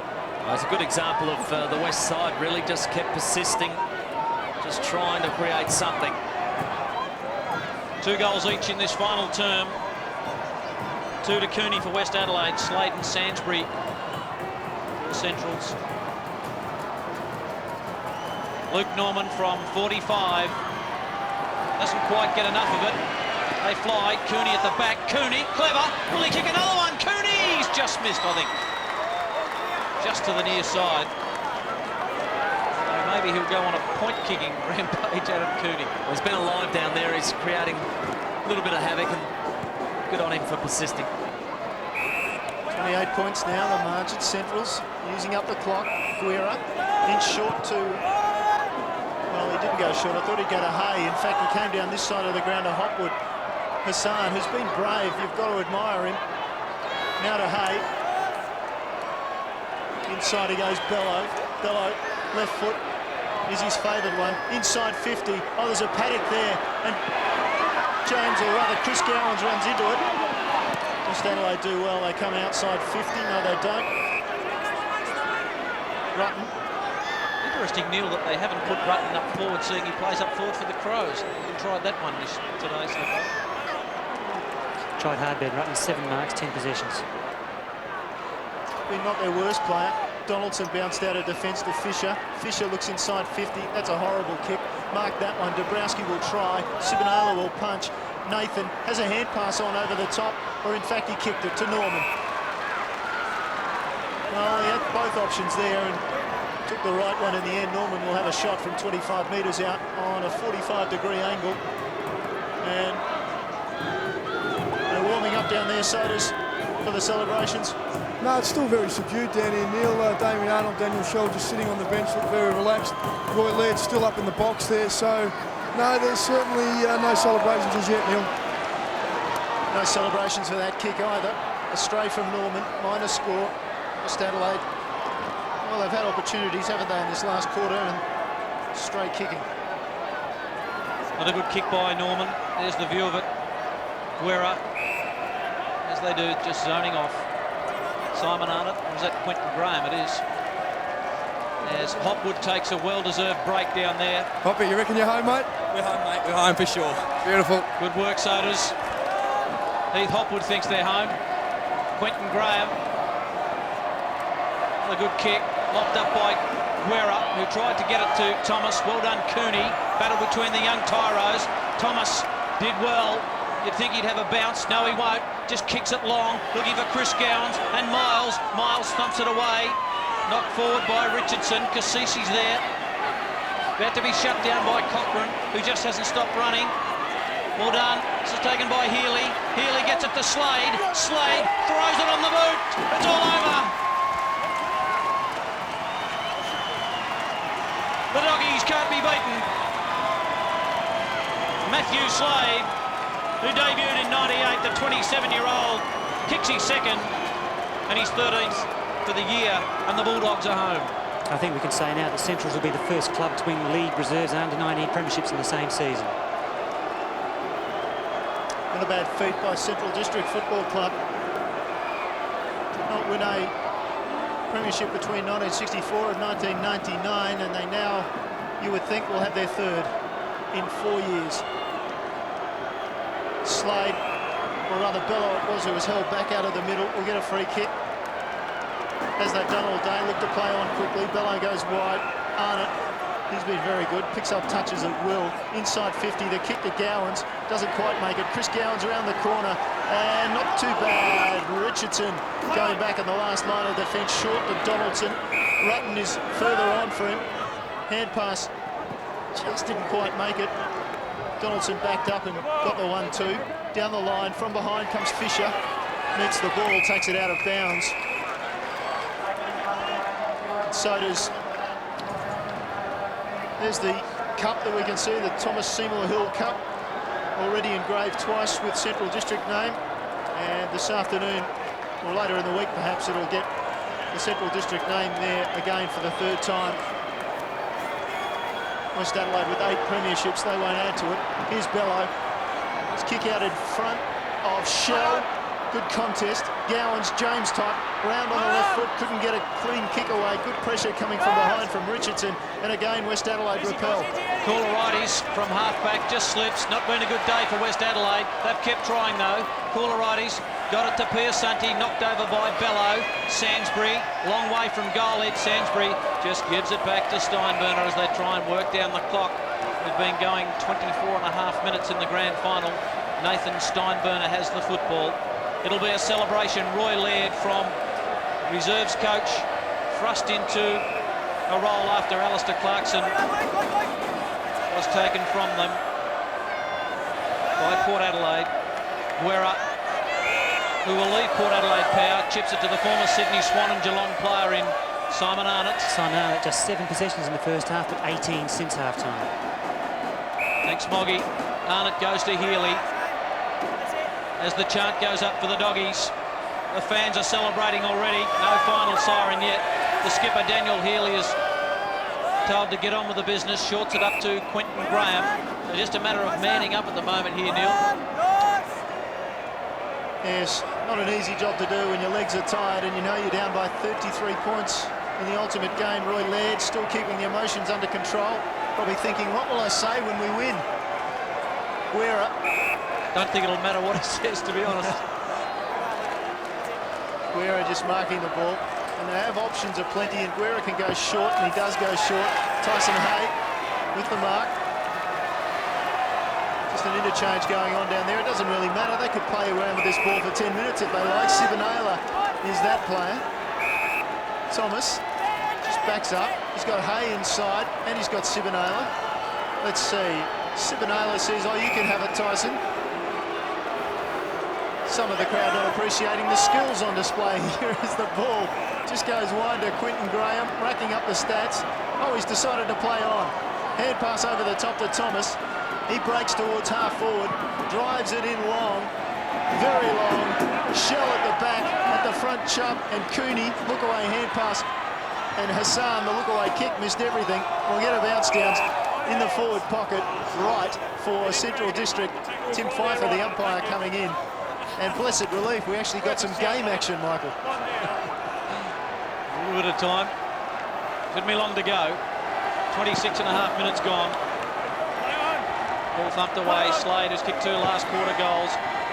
They've all played pretty well. Chubb to Chris Gowans, who, along with brother James, who he shares the football with, have been outstanding. Not 15 to Thomas, a grand defender.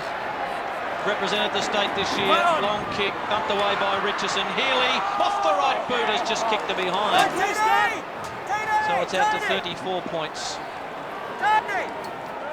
There you go, Pedigree Premiers 2003. A class of their own today. From the kennel, Brutton just robbed Healy of another mark. And there it is. Their 3rd premiership in 4 years, Central District. And their 3rd premiership in the club history. And their 3rd win from 6 grand finals in the past 9 seasons of SANFL football. A magnificent victory. 34 points the final margin. And it will be a hot time in Elizabeth again tonight. Something to really look forward to. There's Roy Laird, very late to leave the scene of his coaching triumph in his first year as a league coach, having taken the Dogs to the Reserves Premiership last year. He's now got the ultimate in SANFL football. Big smile on his face too. Oh gee, I wonder why. Well, he doesn't smile very much, that's the thing. No, that's very true. And he does not have a contract for next year, but I should think that it is forthcoming. Roy Laird and Central's a great triumph.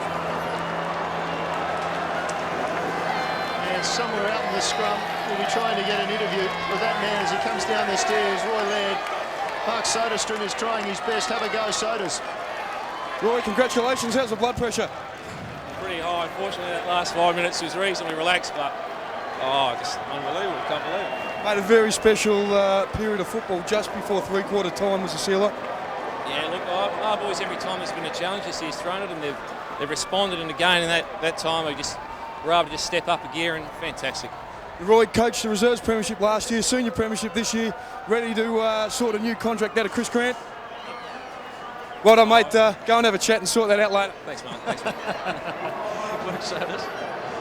Well, that is a relevant fact, isn't it? It's just quite an amazing achievement for those of you who didn't hear us talking about it. Roy Laird was the Reserves coach until February, and Alistair Clarkson walked away from the club, and Roy Laird took over the Reserves coach. And there's the Gowans boys, and they are very happy, aren't they? Planted one on him too. Yeah, imagine that'll happen a few more times during the night. The Gowans boys. And James, you would think, would be one of the favourites at this stage for the Jack Odie medal for best on ground.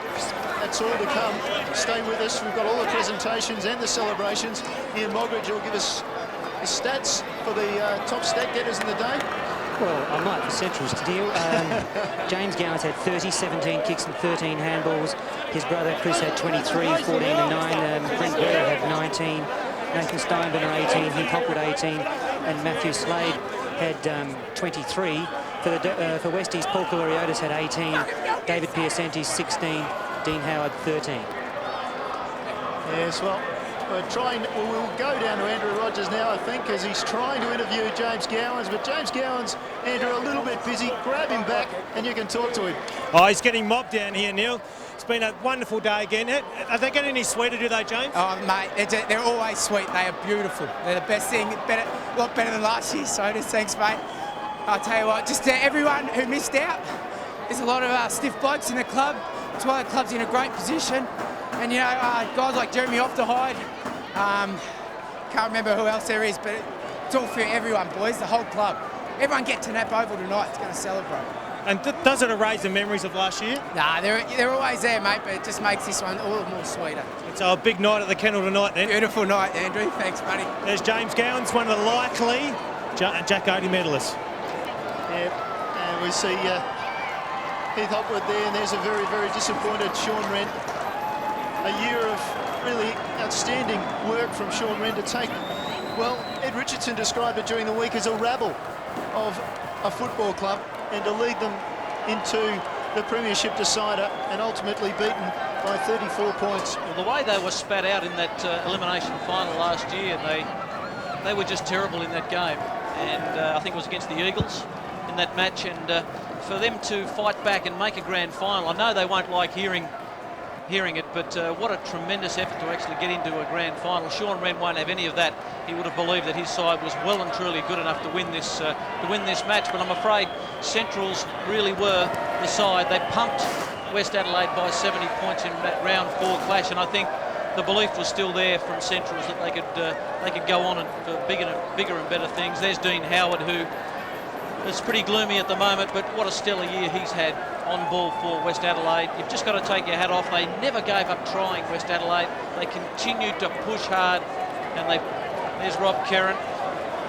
Rob Kerrin, the #1 ticket holder for West Adelaide, opposition leader in this state, and he would be a disappointed man. But they do have something to look forward to, Westies. 13 players under 22 in today's grand final side. Only Scott Hahn, who had a disappointing exit from the game, didn't have a real impact because of an ankle injury. Only Scott Hahn had played a grand final before today. And just awaiting Tim Ginniver, who now will make all the necessary announcements for the presentation of the Cup. 2003 SANFL Premiers, Central Districts.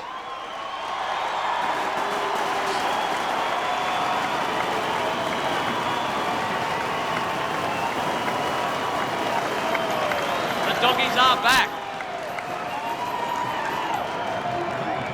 Every grand final, we always have a best on ground. It's the Jack Odie medal. And to present the medal today is Mary Odie, the widow of the great Jack Odie. And this year's winner, the 2003 Jack Odie medal, is Chris Gowans.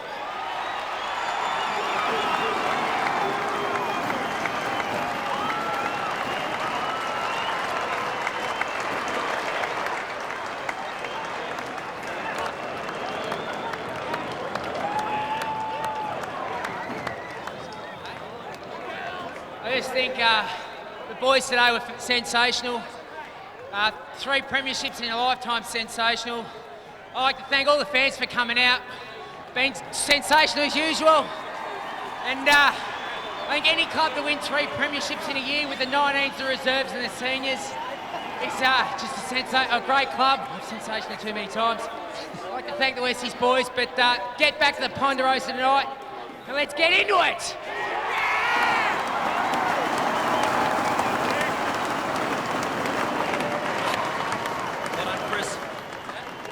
Ladies and gentlemen, every year you've got to have 2 sides to compete in the grand final, and you please put your hands together for this year's runners-up, West Adelaide.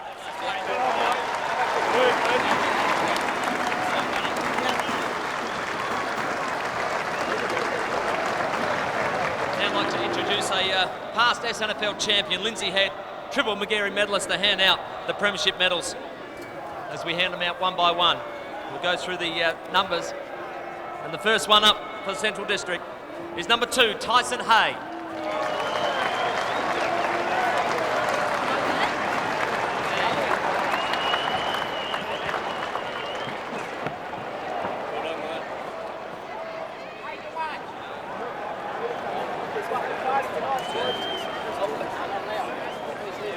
Number 5, Damien Arnold.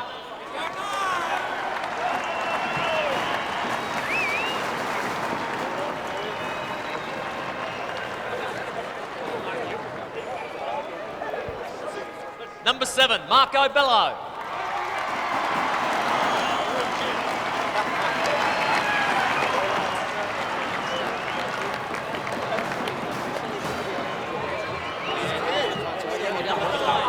Richard Cochran.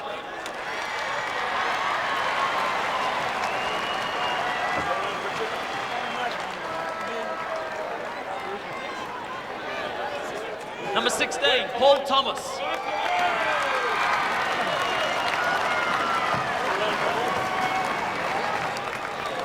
Beauty! Number 19, Brian Harada.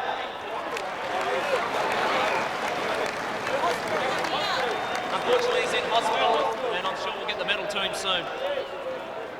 Number 21, Chris Gowans.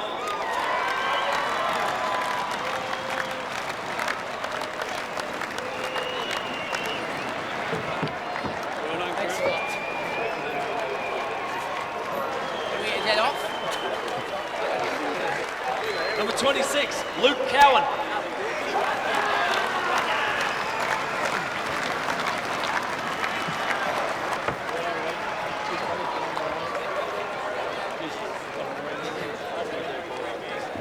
Number 27, Daniel Shell.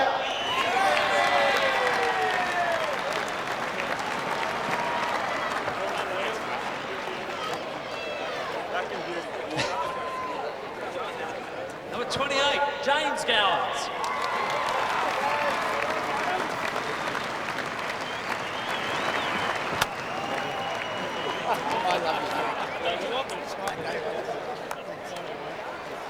I want to say a speech too. Why can't I say something?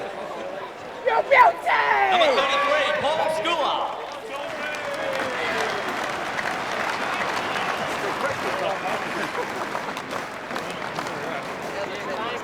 Thanks, guys.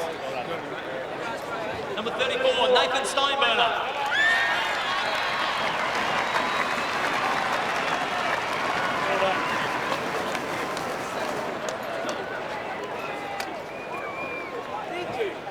Number 35, Ed Sansbury.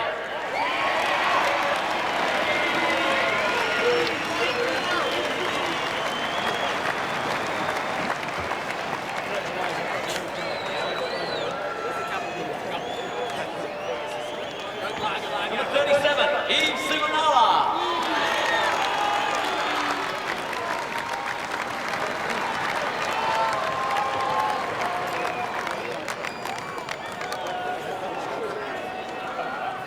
Number 38, Quentin Brown.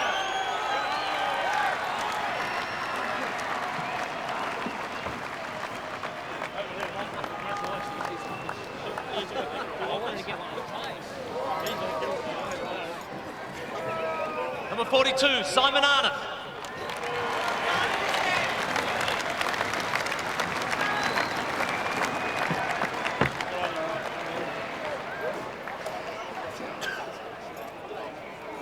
Number 43, Adam Switala.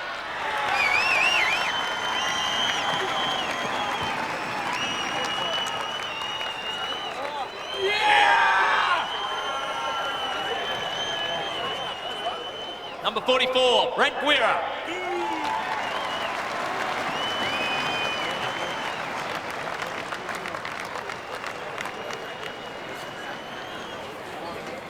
Number 45, Heath Hotwood.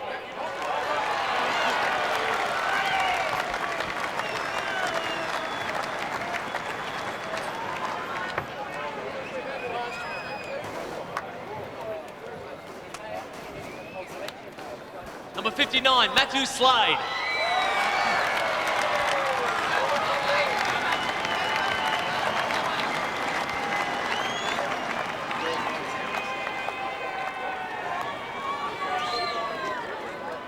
Please, mate, welcome your captain of the Central District Football Club, Daniel Healy.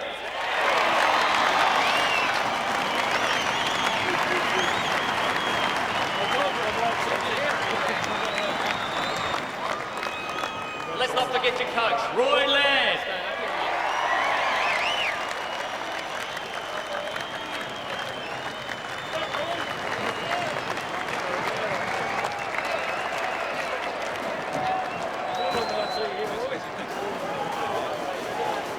I'd now like to welcome to the stage the SANFL President, Mr. Rod Praise, who will present the Thomas Seymour Hill Trophy to the coach and the captain.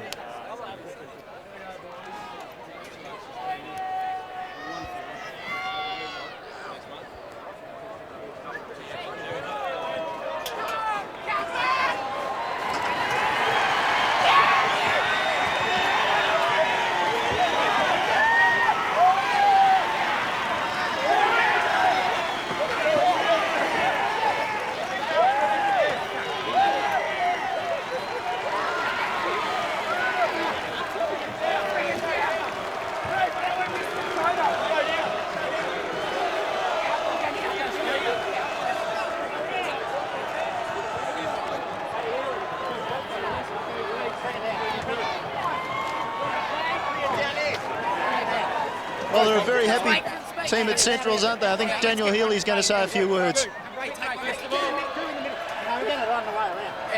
like to offer my condolences to the West Adelaide Football Club think you'd all agree they put on a great fight today. We weren't sure that we had it right to the last minute, so condolences to them. There's a lot of people to thank. I want to make mention of a couple of people who missed out today. Josh Moore, Luke Van Kempen, Ricky Butler, Jeremy Ofterhide. Means as much. They've done as much work as what we have. We'd like them to be there tonight to celebrate. The mark of this club has come a long way in the last few years. We've now won a 19s reserves and league premiership in the same year. It's an amazing achievement. We want to get all those blokes back tonight celebrating as one.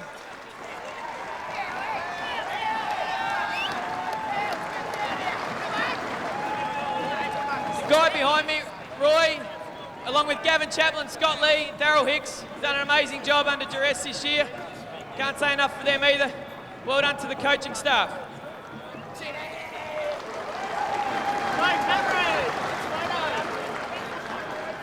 To all our families, wives, girlfriends, sisters, brothers, mums and dads, you mean so much to us and your support has been fantastic all year. And we look forward to celebrating this with you as well. And lastly, to you guys, the supporters, you've done it again today, fantastic.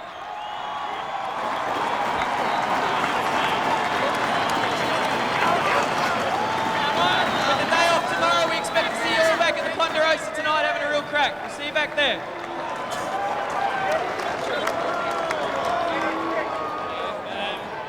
Just a huge thanks to West Adelaide. We were sitting in the box there late in the game, and their role they've played in this season has been an enormous one. The improvement they've made as a club's been outstanding. I'm sure they'll have a great future come next year again. To my players, I run out of superlatives for my blokes. They are just a really proud group. Pride's what stands out when sides come at you like Westies did in the third quarter, and their commitment all year, both to themselves and to me, has been fantastic, hugely appreciated. To our supporters, it's one thing to be seen at a grand final, it's another thing to be heard, and when it comes to supporters in this league, you're the best supporters in terms of giving our players a great atmosphere to play in front of.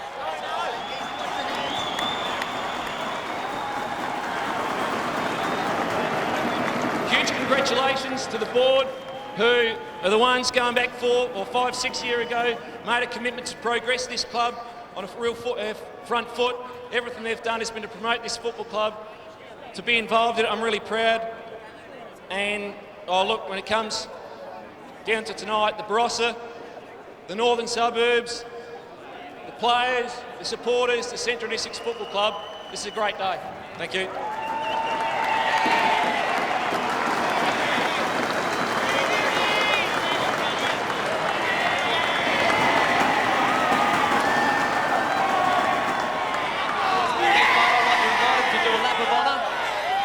Ladies and gentlemen, the 2003 SANFL Premier Central District. And as has been the tradition in recent years, I'd expect that this lap of honour is going to take some time for the Central District Football Club. Haven't they deserved it though?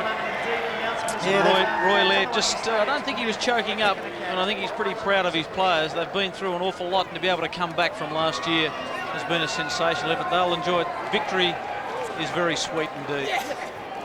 Yes, they'll enjoy it. They've won 18 games this season, including these 2 finals that they've won, and 4 losses.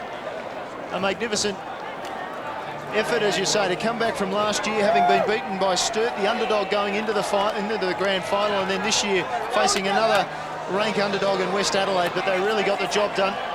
They led by 10 points at quarter time, 29 at half time, 31 at 3/4 time, and final margin was 34 points in favour of the Doggies. They're without Brian Hereda, apparently has gone to hospital, a problem with his shoulder, we believe. So there's only 20 of them out there, but I don't think it'll stop them from celebrating. Let's hope he's okay, and I suppose a sweetener to the win too is the way that West Adelaide won 10 games on the trot, and to not win the flag from there, a lot of people would say the season has been a failure, but for Centrals to keep their nerve and to believe to go on and win the grand final from there, just a sensational effort. And as they've made mention, their supporters just absolutely get out there every week and really do make some noise. They deserve a pat on the back as well. There's Damien Arnold with the cup.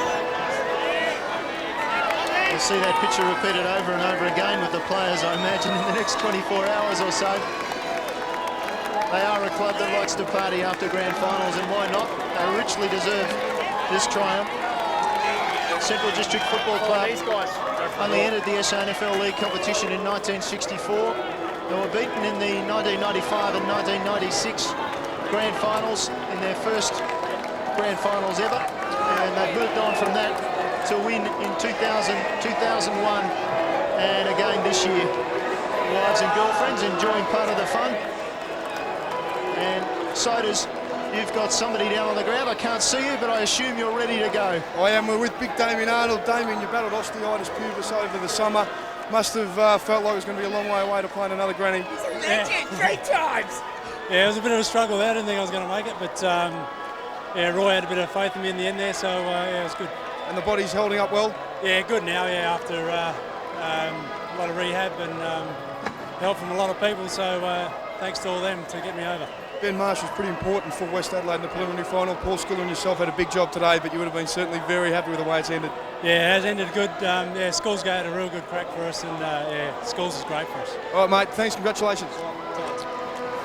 In front of 28,199 people, Central District triumphing a 34-point victory, and a magnificent one at that. Roy Laird wins a premiership in his first year. Thanks for your company all season on ABC SANFL football, and for now it's goodbye from Football Park. Congratulations to the Central District Football Club, victorious in 2003.